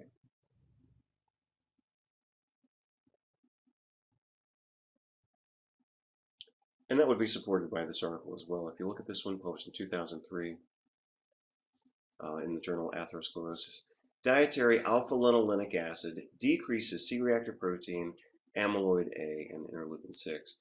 So you should appreciate that those three molecules are all proteins, and so they directly reflect gene transcription and translation. So what they did in the study is they simply provided flaxseed oil, 1 tablespoon per day. So those patients were getting about 7.6 grams per day of ALA. And what they experienced in terms of benefits was significant reductions in CRP, serum amyloid A, which is a kind of an acute phase reactant pro-inflammatory marker, and interleukin 6 levels. Median decrease of CRP was 38%. Reduction in serum amyloid A was 23%, and reduction in interleukin 6 was 10%. Very significant and clinically meaningful anti-inflammatory effect. So let's look at another study that showed something similar. This was published in 2007. Anti-inflammatory effect of alpha-linolenic acid and its mode of action through inhibition of nitric oxide production and inducible nitric oxide synthase gene expression via NF-kappa B. So basically, as you would expect, what they showed here is that ALA supplementation blocks NF-kappa B activation and thereby blocks the downstream effects associated with NF-kappa B activation, which includes, of course, induction of nitric oxide synthase and therefore production of nitric oxide itself. So, very nice study. You can pause the screen right now if you want to continue looking at the abstract. But again, what we're looking at here is a nutrigenomic effect of alpha-linolenic acid independent from its conversion to EPA and DHA. Likewise, with gamma-linolenic acid, we also see something similar. We see a blockade of pro-inflammatory cytokines. In this case, we see a blockade of interleukin 1 production. So for our means, we see that as being important for reducing the activity of Th1 cells. So if you look at both of these charts, you can see interleukin 1 production following stimulation with bacterial lipopolysaccharide. If you look at the effects of lipopolysaccharide alone, they're quite shocking or staggering or very high, let's say. Whatever the units are here, you see that LPS alone produced 619 units of interleukin 1. But if they added GLA, it reduced it into half, reduced it by half. Same thing in the table on your right-hand side. LPS produced 611 units of interleukin 1, and if they added GLA, they cut it down to 39. So very, very significant biochemical effect here that correlates directly with the benefits we see in clinical practice, which is that GLA provides a major anti-inflammatory effect. So now let's talk about docosahexaenes, protectins, and resolvins. Again, what we're trying to do here is further our understanding of the molecular mechanisms of fatty acid therapy. You know, we don't want to just act like we're working in a health food store and say, hey, take that fish oil. We want to understand on a graduate doctorate level the roles that fatty acids actually play in disease prevention and treatment. So I also want to introduce a new concept here that we haven't talked about yet, and that is inducible anti-hyperalgesia and active anti-inflammation. So, major concept here, anti-hyperalgesia, which is modulation of pain sensitivity, is an active process mediated by neuronal and biochemical pathways, one of which includes the resolvins from omega-3 fatty acids, dietary deficiency of which fails to support anti-hyperalgesia. So in other words, the modulation of pain sensation is an active process, and it's mediated by biochemical products of omega-3 fatty acid metabolism. If those omega-3 fatty acids are not present, then those mediators of active anti-hyperalgesia or pain modulation can't be produced. Resolution of inflammation is an active process. It is not simply a passive result of the diminution of inflammatory stimuli. Resolution of inflammation is an active process. Docosahexaenes are DHA derivatives with potent anti-inflammatory and immunoregulatory actions. Resolvins are named because they help resolve inflammation. These are produced from EPA and DHA via the cyclooxygenase 2 isoenzyme, especially in the presence of aspirin. Wow, consider the implications of that. So resolvins are produced from EPA and DHA, which means your patient has to either consume fish oil or grass-fed animals, such as grass-fed beef, and it has to function via the cyclooxygenase 2 isoenzyme. So what does that mean if your patient is not consuming omega-3 fatty acids and your patient is consuming a COX-2 inhibitor? That means their production of resolvins is going to be very low. So in other words, the way that we would make this pathway work most effectively is we would use EPA, DHA, low-dose aspirin, and we would have our patients avoid COX-2 inhibitors. Benefits of this approach would be analgesia, anti-hyperalgesia, and anti-inflammation. Protectins and a subcategory of protectins called neuroprotectins comprise docosahexaenes and resolvins of the D series that are both neuroprotective and anti-inflammatory. Let's look at some of those here. Let's look at in the red box. You can see that I've highlighted there. We start with DHA, and eventually we can convert that into docosahexaenes. Likewise, on the right-hand side, we're going to start again with DHA, and we're going to turn that DHA into resolvins. So DHA is necessary for the production of these anti-inflammatory, immune-modulating, and inflammation-resolving chemicals known as docosahexaenes and resolvins. In this diagram, which you're welcome to pause, you can take a look at the way EPA, icosapentaenoic acid, and docosahexaenoic acid are used to create resolvins and protectins.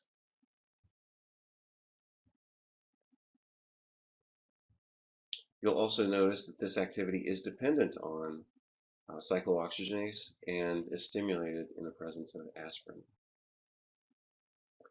So icosapentaenoic acid through cyclooxygenase 2 isoenzyme produces resolvin E1. Docosahexaenoic acid through the action of cyclooxygenase isoenzyme type 2 produces resolvins and protectins. As you might expect, the scientific community, of course, is very interested in this because we all appreciate that anti-inflammatory drugs come with numerous adverse health effects. So if we could create or stimulate the production of these resolvins at a higher rate, of course, that would be beneficial. The ideal, analgesic and anti-inflammatory medication would provide analgesia without altering normal sensation like the opioids do. And I found it interesting that in this conversation about resolvins, which are produced internally, they're already describing them as drugs. A group of molecules, as you can see in the second column here, a group of molecules belonging to the resolvin family have the potential to become an ideal drug, an ideal analgesic drug. Well, they're not drugs, they are endogenous metabolites. These could help us bypass problems seen with unselective COX-2 inhibitors unselective COX inhibitors and as well the COX-2 inhibitors, which increase the risk for cardiovascular disease. This article from the British Journal of Pharmacology discussed resolvins as being potent analgesics for arthritic pain. Resolvins have been shown to reduce inflammatory pain, reduce joint stiffness, and they have an excellent potency and safety profile. If you look at this diagram from the same journal, what they showed here was attenuation of arthritis associated inflammatory pain by these resolvins. I'll let you pause the screen if you'd like. You can certainly read the caption from that diagram. But look at the top of the image here. We start with DHA, docosahexaenoic acid. It gets metabolized with the help of aspirin through the enzyme cyclooxygenase 2 to produce these resolvins, which downregulate expression of NF-kappa B and therefore downregulate COX-2 in the spinal canal and the dorsal root ganglion, as well as in the joint itself. So look, you've got several locations for action. You've got action in the dorsal root ganglion, you've got action in the spinal cord, and you've got action in the joint, all through the use of combination fatty acid therapy. In this case, we're emphasizing docosahexaenoic acid. We have previously discussed in this program the importance of reducing hypothalamic inflammation as a means to reduce systemic inflammation. Agonists for TLR4, which of course is toll-like receptor 4, such as bacterial lipopolysaccharide and dietary saturated fatty acids, induce hypothalamic inflammation, which promotes systemic inflammation, adipogenesis, and hunger or non-satiation. In this case, all of those negative effects of inflammation and adipogenesis are mediated through activation of TLR4, which then, of course, activates NF-kappa B. Olive oil has been shown to mitigate the activation of TLR4 in the hypothalamus. And you can see that that was published in this article here. Let's look at a quote from that article. Oleic acid from olive oil, used as a control, induced only the expression of interleukin 6 and interleukin 10, both of which are known to possess anti-inflammatory actions. Therefore, reinforcing the, quote, alleged, unquote, anti-inflammatory property of this omega-9 fatty acid from olive oil. Let's look at that in a little more detail based on an article that was just published about 2 months ago or so. Really nice article by Gerald Olewski's group. This was published in Nature Medicine in August of 2012. And what we're going to focus on here is a relatively newly discovered pathway through a protein called betuin A. And let's look at the diagram that I've highlighted for you on the next image here. What you'll see is that this new mediator actually acts as a intermediate between free fatty acids and TLR4 for the induction of the pro-inflammatory cascade, largely mediated through NF-kappa B. You'll see that on the left-hand side. If you look on the right-hand side of this diagram, towards the top, near the word adipocyte, what you've got there is another toll-like receptor 4 being activated by lipopolysaccharide. So whether toll-like receptor 4 gets activated by free fatty acids or fetulin A, it doesn't matter. If it's free fatty acids and Fet A, as they've described it here, or lipopolysaccharide, as you see on the right-hand side, either way you look at it, it's going to activate the NF-kappa B pathway. So how would we, as functional medicine practitioners, modulate this pathway? Well, we would, of course, reduce our patients' intake of saturated fatty acids, of advanced glycation end products, which we've discussed before. In this case, we would want to reduce their blood levels of free fatty acids, which tend to be higher in patients who have insulin resistance. And we would want to reduce their overall microbial load, one example of which, of course, as I'm sure you appreciate now, is small intestine bacterial overgrowth and other forms of what I've termed multifocal polydysbiosis. So we can intervene here by using fatty acids, and here's another quote directly from their article. Unsaturated fatty acids, such as docosahexaenoic acid from fish oil, promote membrane fluidity, remember, because we talked about these fatty acids having an active role in the cell membrane, and they exert opposite effects to saturated fatty acids. So, in other words, omega-3 fatty acids, specifically docosahexaenoic acid and icosapentaenoic acid, are able to mitigate the activation of toll-like receptor 4 for the eventual activation of NF-kappa B, and as you can see here at the bottom of their diagram, insulin resistance. So this is another reason why we use combination fatty acids, because we want to use EPA and DHA from fish oil, we want to use oleic acid from olive oil, borage oil, and flaxseed oil to block TLR-mediated inflammation, which is a major contributor to systemic inflammation and insulin resistance ultimately. We've talked about the importance of inducing T regulatory cells, and I mentioned to you earlier that GLA, such as from evening primrose oil or blackcurrant oil or borage oil or hemp oil, is an activator of PPAR gamma. And if you look at the title of this article, it shows that PPAR gamma regulates the retinoic acid mediated dendritic cell induction of T regulatory cells. So let's just look at what I've highlighted here with not only the yellow highlighter but also the red underscore. CD4 positive, CD25 positive, FOXP3 positive Tregs are critical regulators of immune response and autoimmune disease. We've covered that in some detail, and we'll get into more detail in weeks, I guess around 5 or 6 in this course. PPAR gamma activation has been shown to enhance inducible T regulatory cell generation.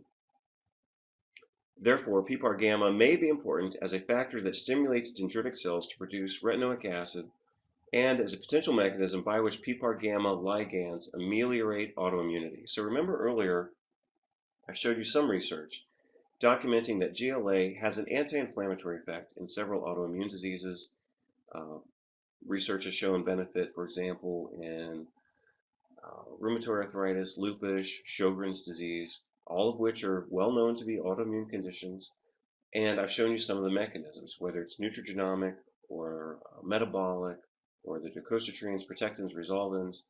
Now we're looking at GLA from its ability to activate PPAR gamma for the induction of these T regulatory cells, which of course, like I said, we'll detail later. We've already reviewed that at least in 2 videos. And we will continue to explore the clinical applications and mechanisms for inducing those T regulatory cells in our patients with chronic inflammatory disorders. But for now, I think it's sufficient to highlight this article, as obviously I have done, to note that PPAR gamma agonists, one of which is GLA, helps to induce these T regulatory cells.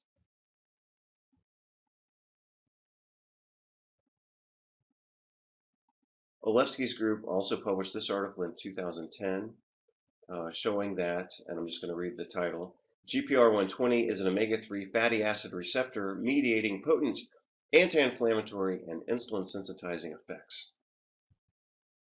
Here, what they showed was that G protein coupled receptor 120, GPR120, functions as an omega-3 fatty acid receptor or sensor, and that stimulation of this receptor with omega-3 fatty acids cause broad anti-inflammatory benefits.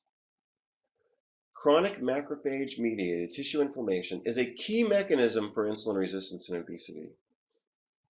Omega-3 fatty acid treatment inhibited inflammation and enhanced systemic insulin sensitivity.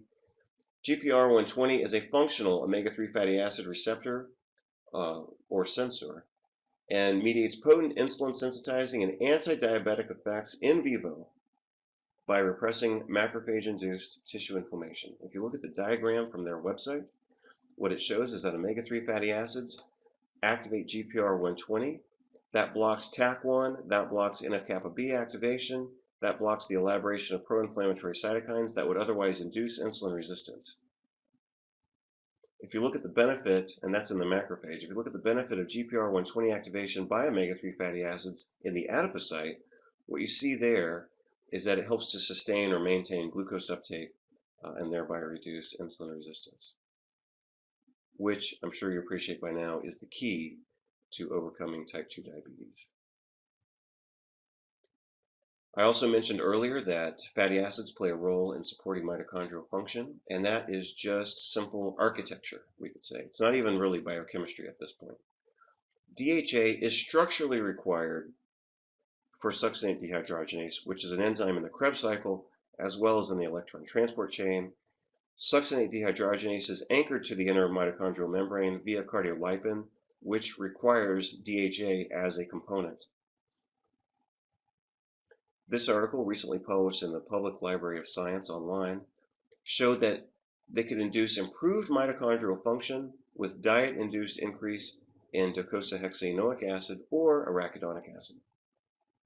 So, if we can achieve the same benefit by using either DHA or arachidonic acid, which one would we use? We would obviously use docosahexaenoic acid because of its numerous anti-inflammatory and health-promoting benefits, including cardioprotection and anti-cancer benefits, in contrast to arachidonic acid, which has many negative effects, not the least of which are mediated through increases in intracellular calcium, which then acts as a second messenger to promote transcription of pro-inflammatory genes. So I've discussed that with you previously in an article that I published on intracellular hypercalcinosis. We've discussed ways to address that.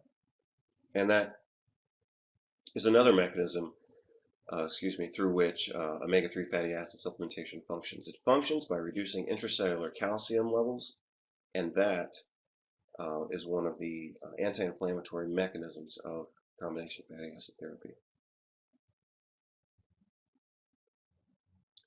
EPA and DHA have both been used in the treatment of many psychiatric and neurologic conditions.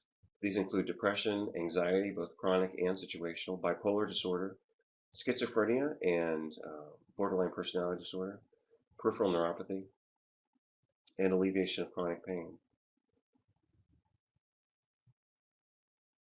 Combination fatty acid therapy probably provides these neuropsych benefits via enhanced neurotransmission, as well as maintenance support and optimization of peripheral nerve function. Again, I think that takes us back to the concept of neurogenic inflammation, which is a key factor in chronic inflammatory diseases. And I think that eventually it'll be shown that fatty acid supplementation modulates neurogenic inflammation. Now we're going to look at some research that summarizes the synergistic and cumulative anti-inflammatory benefits of combination fatty acid therapy. I think by the time we look at this, you'll agree with me that combination fatty acid therapy and fatty acid therapy in general provides anti-cancer, anti-inflammatory, cardioprotective, anti-diabetic, neuroprotective, and longer lifespan benefits at minimal to no risk when used with some modicum of common sense. And we see numerous collateral benefits here as well. Fish oil supplementation in this article in British Journal of Rheumatology was shown to allow patients with rheumatoid arthritis to reduce their need for anti-inflammatory drugs. I think we all appreciate that as important because NSAIDs like aspirin hospitalize about 100,000 people per year and kill about 17,000 people per year.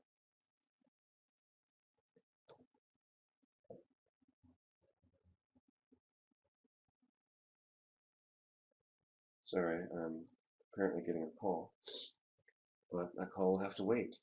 High intake of icosapentaenoic acid is inversely associated with hay fever, according to this article published in Allergy in 2003. In these patients, these were 20 patients with a current diagnosis of major depressive disorder, and they received either placebo or EPA. Results of this study, published in American Journal of Psychiatry in March of 2002, highly significant benefits of the addition of omega-3 fatty acids compared with placebo were found by week 3 of treatment. So in other words, in these patients treated for major depressive disorder, they received significant benefit within 3 weeks of treatment with omega-3 fatty acids, in this case EPA. So what would be the negative effects of using EPA in this patient population? About 0. What would be the risk of using antidepressant drugs in these patients? Increased risk of death. The omega-3 fatty acid, icosapentaenoic acid EPA, was added to the conventional drug treatment for these treatment-resistant, severely depressed and suicidal male patient, or a male patient, with a 7-year history of unremitting depressive symptoms. So imagine this guy's life. He's got 7 years of unremitting severe depression. The addition of EPA led to a dramatic and sustained clinical improvement in symptoms of depression, including cessation of previous unremitting severe suicidal ideation within 1 month. Symptoms of social phobia also improved dramatically. Conclusion: treatment with icosapentaene Oleic acid at 1 gram per day was effective in treating depression in patients who had remained depressed despite quote-unquote adequate quote standard therapy. Well, if it was adequate, and if adequate and standard are supposed to be good enough, then obviously in some cases it's not good enough. You should be using fish oil rather than drugs in these patients. And by the way, the risk of suicidal behavior is increased in the first month after starting antidepressants, especially in the first 1 to 9 days, according to this review article published in the Journal of the American Medical Association. In 2004, the British Medical Journal also published a review on this topic. Risk of suicidal behavior associated with the use of selective serotonin reuptake inhibitors to treat depression in children and adolescents. The odds ratio for increased suicidal ideation and behavior was 1.3, meaning it was increased by 30%, 2.4, meaning it increased up to 240% of normal, 1.6, which is a 60% increase, and 1.5, which is a 50% increase related to, look at the items in the third column, suicide attempts, suicide-related events, self-harm, and possible suicidality, all exacerbated by the use of those drugs. Another article, again published in the American Journal of Psychiatry, 2002. At 12 weeks, patients receiving EPA, the omega-3 fatty acid from fish oil, significantly greater reduction in positive and negative syndrome scale total scores and dyskinesia than the placebo group. EPA may be an effective treatment and well-tolerated add-on in the treatment of schizophrenia. Let's look at some combination fatty acid studies now. Let's look at this one showing that a 2-to-1 ratio of EPA and DHA could help reduce the risk for cardiovascular disease. In this study, mostly targeted for the reduction in cardiovascular risk in women, found that a mixture of 4 grams per day of EPA and DHA and 2 grams per day of GLA favorably altered blood lipid and fatty acid profiles in healthy women.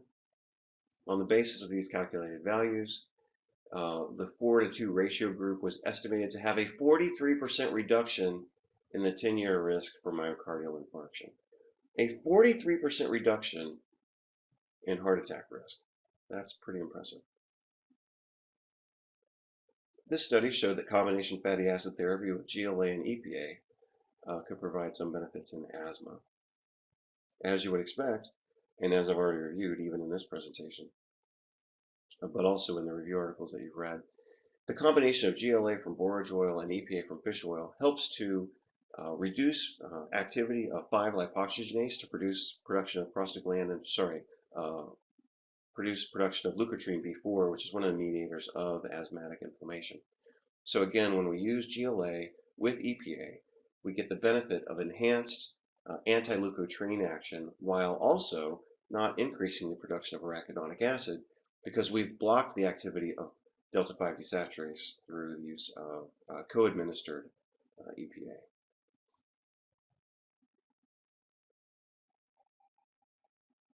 Similarly, in this study, GLA and EPA showed benefit in acute respiratory distress syndrome, which, by the way, is often fatal. Patients fed an enteral diet containing EPA and GLA and some antioxidants had significantly reduced pulmonary inflammation, increased oxygenation, and improved clinical outcomes. I think those are things we would all want for our patients. In this study, using EPA and GLA and calcium, this combination was shown to prevent bone loss and promote improved bone density. And you can see from the second bullet point here, over the first 18 months, lumbar spine density remained the same in the treatment group, but as expected declined by 3% in the placebo group,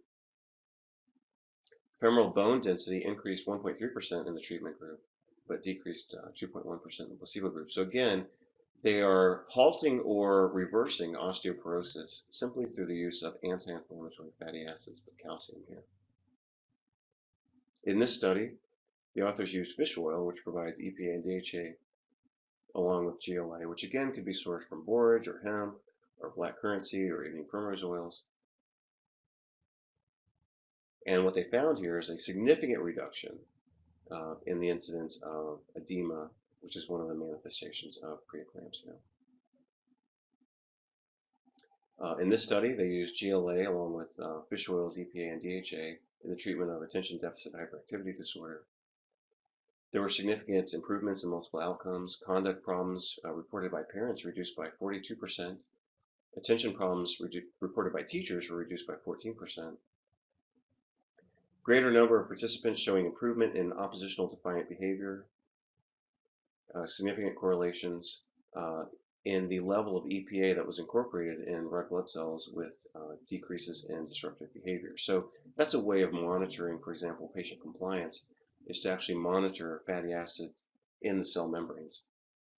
And they could do that here by looking at EPA levels in red blood cells.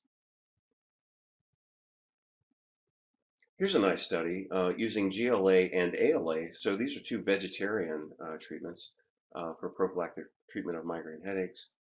And what they did in this study is they did 4 things. 1, they gave them GLA. 2, they gave them ALA. 3, they had them take a multivitamin, multimineral. And number 4, they had them reduce their intake of arachidonic acid. That is exactly the same thing that we do with my basic 5-part protocol. And what they showed here was a significant reduction in severity, frequency, and duration of migraine attacks. 22% of patients became free of migraine. More than 90% have reduced nausea and vomiting, and going back to the middle of that, in 129 patients available for the study, 86% experienced a reduction in severity, frequency, and duration of migraine attacks. So, with this and other research, I think we have established that combination fatty acid therapy shows anti-cancer, anti-inflammatory, cardioprotective, anti-diabetic, neuroprotective, and lifespan extending benefits. Minimal to no risk, but many collateral benefits that will never be realized with drug therapy. Now, I actually have another 50 slides to go through, but I won't. I'm just going to say that we've summarized the material sufficiently for our purposes. We have reviewed now, or at least I have reviewed now, the molecular mechanisms. I've gone through some of the basic review. We talked about precursor competition in cell membranes and enzyme sites, activation of PPAR gamma, PPAR alpha. I talked about nutrigenomics and how this was exemplified by the modulation of gene transcription, specifically by inhibiting NF-kappa B activation. I reviewed for you docosahexanes, protectins, and resolvins.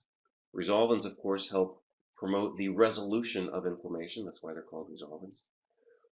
We talked about reducing hypothalamic and therefore systemic inflammation by modulating the activation of toll-like receptor 4 and its downstream activation of NF-kappa B. I talked briefly about the induction of these T regulatory cells, the importance of that, and how we can do that by activating fatty acid receptor gamma, or PPAR gamma, which we can of course do by administering gamma linolenic acid.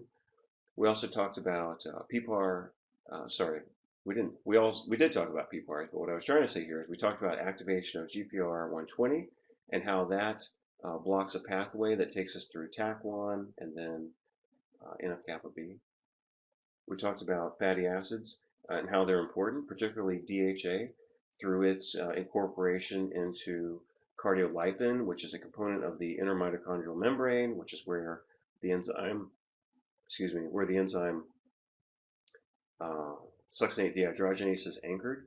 So in that sense, DHA provides a structural or almost like an architectural benefit, because we have to have DHA to promote the formation and proper structure of cardiolipin, which is in the inner mitochondrial membrane, which is necessary to anchor that enzyme succinate dehydrogenase for its function in both the Krebs cycle and the electron transport chain. I showed several studies demonstrating benefit of omega-3 fatty acids, especially EPA and DHA, for various neuropsychiatric problems. And we looked at how combination fatty acids have synergistic and cumulative anti-inflammatory benefits. So in our clinical protocol, we go through subjective, objective assessment and plan, and then we add the 7 parts of my functional immunomodulation protocol, or the functional immunology protocol: food and lifestyle, infection dysbiosis, nutritional immunomodulation, dysfunctional mitochondria, stress, sociology, psychology, lifestyle, sleep, as well as spinal health. We'll talk about that in about week number 8 or so. We'll talk about endocrine and hormonal imbalances, and we will also talk about toxins and xenobiotics. Thank you very much for your attendance in this program and in this lecture in particular. This was the second version of the same lecture. I gave another version yesterday, but I wanted to upgrade that and make it even better. And I think that I was able to accomplish that today. So again, thank you for your participation and review of this material, and I look forward to seeing you either in the forums or on campus. Thank you much. Bye.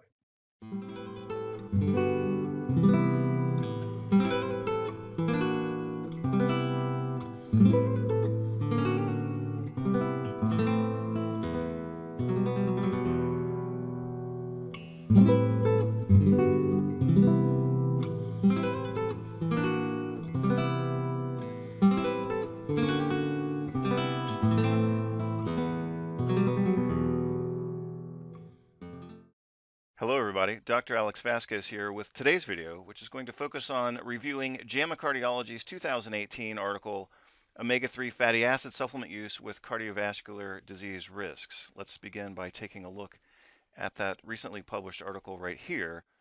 Again, this was published in JAMA Cardiology, January 31st, 2018. That's only about 2 weeks ago, and the article has already had more than 100,000 views. Typically, when JAMA is going to publish an article against nutrition, they make the article available online and free, and that's certainly the case here. Again, title of this article, Associations of Omega-3 Fatty Acid Supplement Use with Cardiovascular Disease Risks, subtitled Meta-Analysis of 10 Trials Involving 77,000 Individuals, almost 78,000 individuals. In order to put this article in context, I'm going to start by contextualizing the organization and the journal itself. I'll try to keep that relatively short so we can dive into the analysis of this article, but I do think that some contextualization is important because this journal is considered to be very authoritative. It's used by news services. A lot of press releases certainly went out about this article, showing and stating basically that fatty acid supplementation from fish oil is of no use in the prevention of cardiovascular events. So let's put that in context. And in order to do that, I'm going to start by taking a look at the journal. Journal of the American Medical Association, JAMA, is notorious for publishing pro-drug and anti-nutrition articles. Big medical journals and organizations make multi-million-dollar profits from their pro-drug stance, and they have a massive inherent conflict of interest to publish pro-drug articles and anti-nutrition articles. One of the ways that this conflict of interest manifests is that drug companies will often buy a pro-drug article or an anti-nutrition article, and they'll often pay millions of dollars for those reprints. You can see that that was detailed here in an article by Richard Smith, former editor of the British Medical Journal. Medical journals, he states, are an extension of the marketing arm of pharmaceutical companies. This article was published in PLOS Medicine in May of 2005. You can get that online.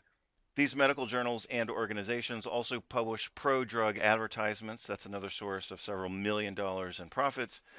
They also endorse pro-drug treatment protocols, and that, of course, benefits the drug companies, and the drug companies then reciprocate by promoting pro-drug, pro-medical legislation, and that's how we end up with mandatory drug and vaccine protocols. So you can see that all of this becomes a pro-drug vicious cycle. I actually have personal experience with JAMA, again, which I'm stating here is notorious for publishing pro-drug and anti-nutrition articles. This article that I'm going to talk about very quickly was published in July of 2004. Effective soy protein containing isoflavones on cognitive function, bone mineral density, and plasma lipids in postmenopausal women. Now, just looking at the title of that article, which of course was also made available for free because JAMA likes to slam nutritional interventions. So pretty much from the moment that I looked at the title of this article, I already knew that it was going to be a study designed to fail. If you look at the title, Effective Soy Protein Containing Isoflavones on Cognitive Function, Bone Mineral Density, and Plasma Lipids in Postmenopausal Women, those are a lot of different variables, each of which, of course, requires different measurement and statistical analysis, etc. And probably they're not going to let soy protein with isoflavones actually win the day because this is a multi-million-dollar market.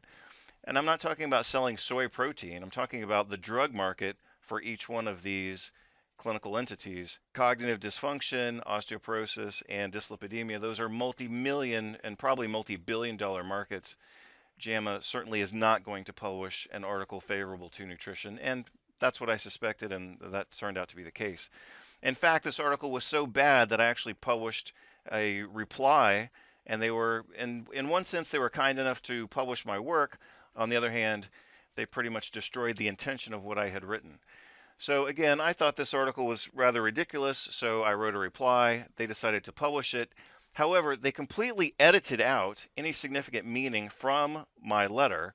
They reduced the word count by about 60%, and they took out what I consider to be the most significant part of my reply. And then I ended up getting this publication of only about 4 sentences in JAMA instead of the other major paragraphs that actually contained what I considered to be the meat of the matter. Then the original authors were allowed to retrofit some data which hadn't been published previously and which they then claimed maintain the validity of their research. And I have to say that I don't agree with that. If it had been valid from the start, they should have published that data from the start, not retrofit their data in reply to my truncated critique. So as a result of all this, basically the science was obscured, and it was done so for the purpose of maintaining pharmaceutical dominance, in my opinion. Let's get back to this article and take a look at it through kind of a structured analysis, we might say. You've got the citation, you've got the design. It's a meta-analysis of 10 trials with almost 78,000 people. Findings: randomization to omega-3 fatty acid supplementation, eicosapentaenoic acid, with a dosage range of about 200 to 1800 milligrams, has no significant associations with coronary heart disease death, although it did reduce the rate ratio or the relative risk by 7 percentage points, non-fatal myocardial infarction reduced by 3 percentage points, or any coronary heart disease events, 4% reduction there. Their conclusion: supplementation with marine-derived, so that's fish oil, marine-derived omega-3 fatty acids for a mean of 4.4 years had no significant association with reductions in fatal or non-fatal coronary heart disease or any major vascular events. So basically they're saying that fish oil does not function or does not provide benefit to reduce cardiac morbidity and mortality. So that's basically their conclusion, and that's what got picked up in the news. So now let's begin to look at the errors in this publication.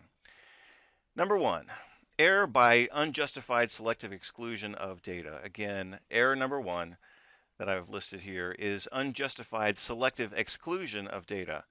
The authors state, this meta-analysis included randomized trials that involved at least 500 participants and a treatment duration of at least 1 year. Well, if they're going to exclude a lot of data, they need to justify why they're doing that, not just say, hey, we decided not to look at all this data. No scientific justification for this selection exists, and therefore its inclusion must be questioned. So again, one of their selection criteria was that all the studies that they were going to analyze had to have at least 500 participants. And my question is, well, where'd they come up with that number? Like, there's no justification for that. So they were obviously very selectively excluding a bunch of data that they didn't want to look at. My question is, why were the smaller studies, arguably easier to manage and perhaps with higher quality supplements, why were those excluded from this analysis?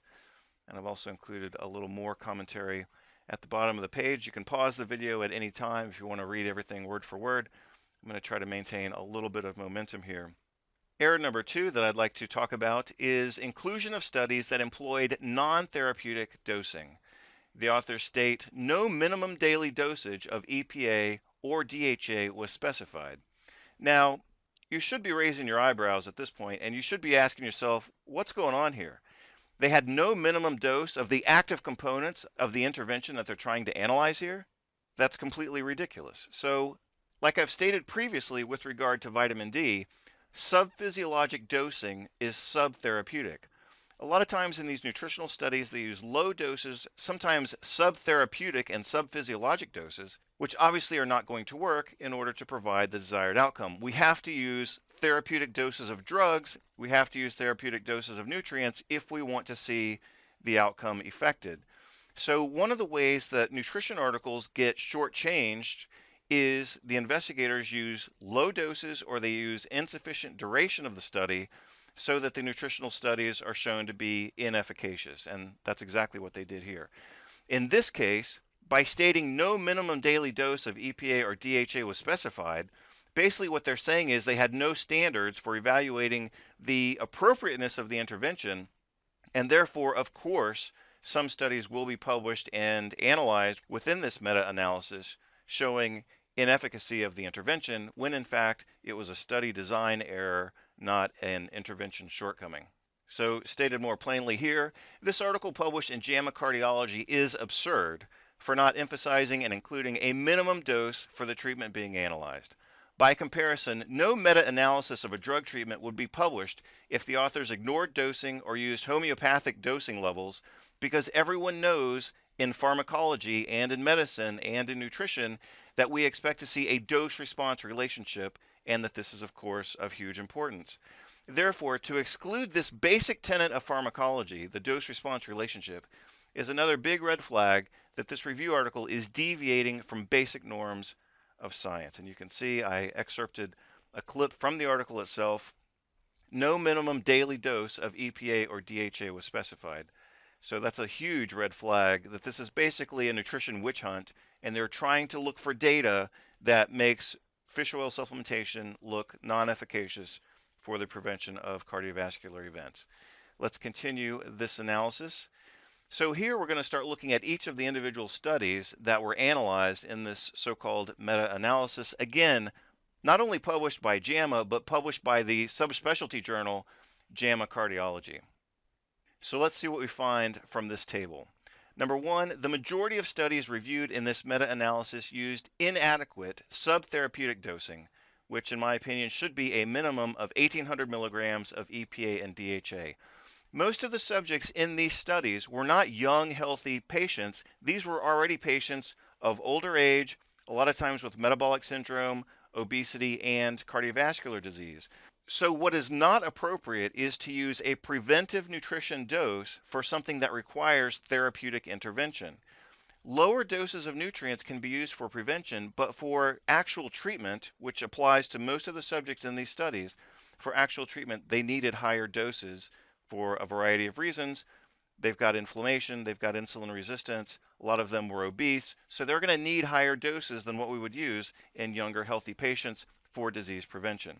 So again, I think, and I'll show you the justification for this in just a moment, the minimum dose here should be 1,800 milligrams of combined EPA and DHA, not one or the other, EPA and DHA together.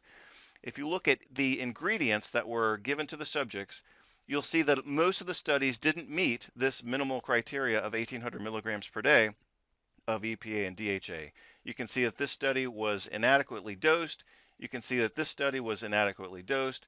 The following study reached 1,800 milligrams, but they had no content of DHA, docosahexaenoic acid, which is the omega-3 fatty acid most important for changing the omega-3 index, which I'll talk about in just a moment, and also most anti-inflammatory for the cardiovascular system, which is basically how this is viewed these days. A lot of articles have stated that DHA is not simply important for the retina and the brain, but also it's the most important of these fatty acids for its cardioprotective benefits.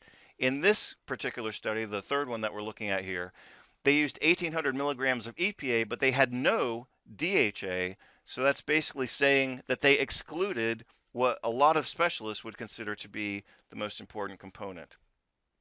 Also, this particular study was performed with subjects exclusively from Japan, where they have a higher intake of omega-3 fatty acids. Therefore, we could argue very reasonably and very easily that those patients would need higher interventional doses compared to those used in societies, for example, in the United States, where people don't consume enough omega-3 fatty acids. If the baseline intake of omega-3 fatty acids is higher, then the interventional dose also needs to be higher. Whereas, again, if you're looking at subjects from the United States who typically don't consume omega-3 fatty acids in their diet, then a lower dose is actually going to have a better effect in those patients because they're starting from such a profound deficiency. Here again, you see that this study used absolutely inadequate dosing. 226 milligrams of EPA along with 150 milligrams of DHA, that's absolutely, I would say, infantile. That's an appropriate dose for an infant, certainly not for an adult. Again, with this article, barely more than 1,000 milligrams, certainly not 1,800 milligrams of EPA combined with DHA. This one got to 1 gram, and this one also was barely over 1,000 milligrams. So of the studies that were analyzed in this supposed meta-analysis, of the 10 studies that they analyzed, only 3 of them actually had what we would consider therapeutic dosages of the intervention that's being assessed here. So again, right from the start, we can see that this article is probably going to be a witch hunt trying to find data that makes fish oil look inefficacious for the prevention of cardiovascular events. Only 3 of the 10 studies actually meet criteria for being reasonable studies in terms of therapeutic dosages. And as I state here, the anti-nutrition bias of this publication is obvious because the authors and editors would never publish a review article using inadequate dosing of medication. So for example, let's say that the therapeutic dose of a drug is 10 units and several studies are performed using only 3 units of that drug, whether it's milligrams or grams or whatever. So if they only use 30% of the effective dose, what's the point in analyzing those studies? They're underpowered therapeutically. So you can be sure that any meta-analysis that looks at several studies, each of which is therapeutically underpowered, is going to reach the conclusion that the therapy doesn't work. They do that all the time with nutrition studies, but they would never do that with a drug study. They would never say, the therapeutic dose of this drug is 10 units, we're only going to give 3, and then we're going to collect all those studies that were underpowered therapeutically, and we're going to do a meta-analysis. And lo and behold, our conclusion is that this drug doesn't work. They would never do that with a drug. They do it all the time with nutritional interventions. As I had stated previously, furthermore, most of these patients are post-myocardial infarction. They've got systemic inflammation and or they are obese, and therefore they need higher interventional, not preventive doses. Again, only 3 of the 10 studies in this meta-analysis are appropriately therapeutically powered. So let's continue the analysis. I'm going to stay with this major point that one of their errors was the inclusion of studies that employed non-therapeutic dosing. Let's look at this article for some context. This article was published in the well-respected specialty journal Prostaglandins, Leukotrienes, and Essential Fatty Acids. This was published in 2017. Supplementation with high-dose docosahexaenoic acid increases the omega-3 index more than high-dose eicosapentaenoic acid. So this is comparing DHA against EPA and the effect that either one of those will have on what's called the omega-3 index, which is a measure of omega-3 fatty acids in cell membranes. The omega-3 index correlates very strongly with cardiovascular disease and coronary mortality. So typically, what's considered good is to have an omega-3 index of about 10%, somewhere between 8% and 12%. But let's just say 10% because obviously that's in the middle. So our goal for preventive purposes is to have an omega-3 index of approximately 10%. So that means that of the fatty acids analyzed, roughly 10% of those are EPA and DHA. So then the question becomes, well, do you want to use EPA, DHA, or a combination of the two? And what this article shows is that DHA is more potent in increasing the omega-3 index than is EPA. So in order to summarize and clarify, let's take a look at this excerpt from the article. A high omega-3 index, which reflects a relatively high content of EPA and DHA in membranes of red blood cells, has been associated with lower risk of coronary heart disease and mortality in observational studies. Emerging evidence suggests that DHA may be more potent than EPA in modifying cardiometabolic risk. And they conclude toward the bottom, the increase in the omega-3 index is significantly greater after supplementation with high-dose DHA at 2.7 grams per day than with a comparable dose of EPA. So DHA is more potent than EPA in increasing the omega-3 index, and a good amount of research suggests, if not shows, that DHA is more cardioprotective. So now let's go back to the analysis of this article and look at the DHA content of the supplements that were used. Again, you'll see that the doses were at sometimes 0 and other times quite low. 200, 350 milligrams, 150 milligrams, that's not much at all. 380 milligrams and 375 milligrams. So at no point in time were the majority of these studies that were included in this meta-analysis actually capable of providing a good therapeutic outcome. When you look at the DHA content, you see that throughout most of these studies, the content was too low and therefore was not going to be adequate for providing cardioprotection. So before we leave this page, I'll make a few more points which are kind of tabulated here. The two most common strategies for unscientific sabotage of nutritional studies are 1, insufficient dosing, and 2, insufficient duration. You can see that I've talked about this with regard to vitamin D studies in an article that you can get online at ichnfm.org/D. Nutritional interventions, especially fatty acid supplementation, function via changes in structure and function, in this case changing cell membranes and gene expression, not, as with drugs, the instantaneous blocking of enzymes and receptors. Therefore, not surprisingly, for fatty acids to exchange in cell membranes and reach a new steady state, a minimum of 5 months of treatment is required. Furthermore, nothing justifies the constant use of the lowest imaginable dose. If you look at these studies, not only were they underpowered therapeutically, but it's the lowest possible dose that they could get away with, basically, and still call it a study.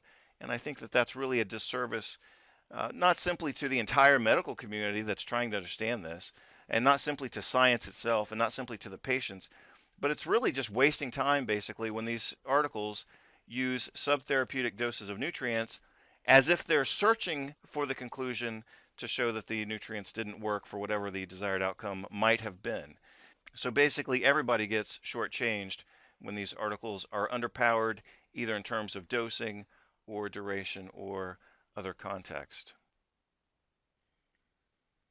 Speaking of context, let's take a look at this article from the Journal of the American Heart Association. This was published in 2013. Remember, this article that we're analyzing here from JAMA Cardiology was published in early 2018, so they had at least 4, if not 5 years to take advantage of the research that was published here, and certainly not in an obscure journal. This is Journal of the American Heart Association. And you'll see again what's being discussed here is the omega-3 index, which is the sum of EPA and DHA content in red blood cell membranes. This is a biomarker of omega-3 fatty acid status, highly correlated with myocardial EPA and DHA content. So basically what was just stated there is that by looking at this omega-3 index, by looking at the fatty acids in red blood cell membranes, you're actually taking basically a virtual biopsy of the heart to see what fatty acids are constituting that heart tissue. They go on to state an omega-3 index of equal to or greater than 8%, remember what I had said earlier, I recommend 10%, has been recommended as a cardioprotective level on the basis of associations with reduced risk of primary cardiac arrest, sudden cardiac death, coronary atherosclerosis, and acute coronary syndrome. In studies of Americans not taking omega-3 fatty acid supplements, the mean omega-3 index values range from 4% to 5%. And again, we want 10%, which is only achieved through frequent consumption of fatty fish or the use of fatty acid supplements. And again, this was published in the Journal of the American Heart Association in 2013. We're using this to critique an article published in 2018. How is it that these authors, publishing in JAMA Cardiology, remained selectively ignorant of this very important publication? Let's look at an excerpt from this article.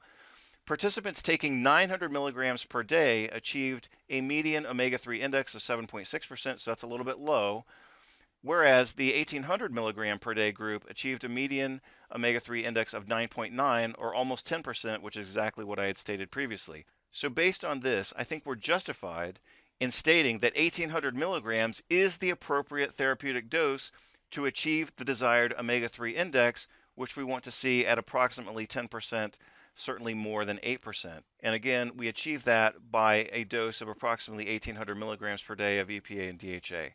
Now, let's look at which of these studies provided that minimal therapeutic amount. Certainly this one did not. This one also gets excluded. This one didn't provide any DHA at all, so it's of course excluded. The following study was also inadequately dosed, so same with the following, and this one. So again, we're left with only 3 articles out of the 10 that reasonably represent what we might consider to be an appropriate intervention, or as we might say, the current state of the art. So the question that I started to ask when I was looking at this article is, how on earth can a meta-analysis on omega-3 fatty acids and cardiovascular disease get published in a cardiology specialty journal in 2018 without any mention whatsoever of the omega-3 index? My conclusion to my own rhetorical question is that this is the intentional creation and propagation of nutritional ignorance, not simply among the population, but specifically among the population of medical physicians who don't receive nutritional training in their years of medical school. And now we're simply perpetuating their ignorance by giving them an article like this one published in JAMA Cardiology, which misrepresents the science. In addition to low dosing, some people would probably argue that because most of these studies used an unnatural or kind of semi-synthetic form of fatty acid supplementation, that's also a disadvantage to the majority of the studies that were included in this meta-analysis. 9 of the 10 studies used in this meta-analysis used kind of synthetic or semi-synthetic, the ester form of omega-3 fatty acids. This is in contrast to the natural and arguably easier to digest triglyceride form. And you can see that that was stated in this excerpt. Combinations of polyunsaturated fatty acid ethyl esters of EPA and DHA were used in all but one trial, and that one trial used EPA without any DHA, so it was obviously hindered in its ability to produce the desired outcome. The daily doses, just to review again, the daily doses of EPA varied from 226 milligrams to 1,800 milligrams per day, and the DHA content varied from 0 to 1,700 milligrams per day. Well, obviously 0 would be subtherapeutically dosed, because that's basically providing 0 content of what's now considered to be the more important of the 2 fatty acids between EPA and DHA. Again, these days many would argue that DHA is at least as important as EPA, so the inclusion of studies that have 0 or insufficient content of the active component is pretty much ridiculous. Again, no meta-analysis and probably no primary research article that underdosed a medication would get published in a big mainstream headlining journal. The editors would reject it, and they would say, well, of course your study didn't work out because you only provided 30% of the dose. But here, when they do that with nutrition, they publish it, it gets 100,000 reads in 2 weeks, and it makes the headlines in probably every newspaper. Critique number 4 that I have of this article is stated conclusion at odds with the data. So they say that they found no significant associations, when in fact the associations that they did find were all favorable toward fish oil. So you can see here in this table, they're showing the information that either favors treatment or favors control. If we're on this side of the line, then that favors treatment. Over here favors no treatment. So the data that supports the use of fish oil is basically summarized by these images here. You can see the bigger boxes represent more data and more patients. The smaller boxes indicate a smaller amount of information. If you just look at the graph, you'll see that most of the data favors treatment. The boxes are bigger, and we have more boxes on this side. So 6 out of 10 of the studies actually favor fish oil supplementation. And also, not only do we have more studies, but we also have larger populations of subjects represented by that data. So not only do we see more studies supporting this view, but we also see larger groups of patients benefiting than not benefiting from fish oil supplementation. So this was figure 1 from the article. Let's take a look at another figure here. We're going to look at figure number 3. Again, you see most of the outcomes favor treatment with fish oil. You see more boxes on this side than you do on this side. And again here from their figure 4, we see more data points and larger data points on this side. All of these favor fish oil supplementation, basically. Associations with omega-3 fatty acids, fatal and non-fatal vascular events by trial design. Again, all of these, or what appears to be virtually all of these, favor treatment with fish oil supplementation, yet the authors published the conclusion that omega-3 fatty acids were not beneficial for the prevention of cardiovascular disease and death. Critique number 5 that I have for this article is simply that most of the authors had affiliations with medical schools, which are brutally pro-pharma and anti-nutrition, and that several of the authors were paid directly by drug companies that sell drugs of interest to the prevention of cardiovascular disease.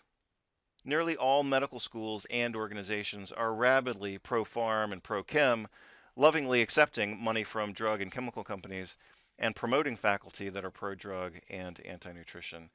And I suspect that that's what we're looking at here in their author affiliations and conflicts of interest. So finally, to summarize my critique of this article, problems with this publication: unjustified selective exclusion of data, inclusion of studies that employed subtherapeutic or non-therapeutic dosing. This article really took underdosing to the extreme and completely ignored a foundationally important advance in cardiology and biomedical science, and that is the omega-3 index. 9 of the 10 studies used in this meta-analysis used a synthetic ester form of omega-3 fatty acids.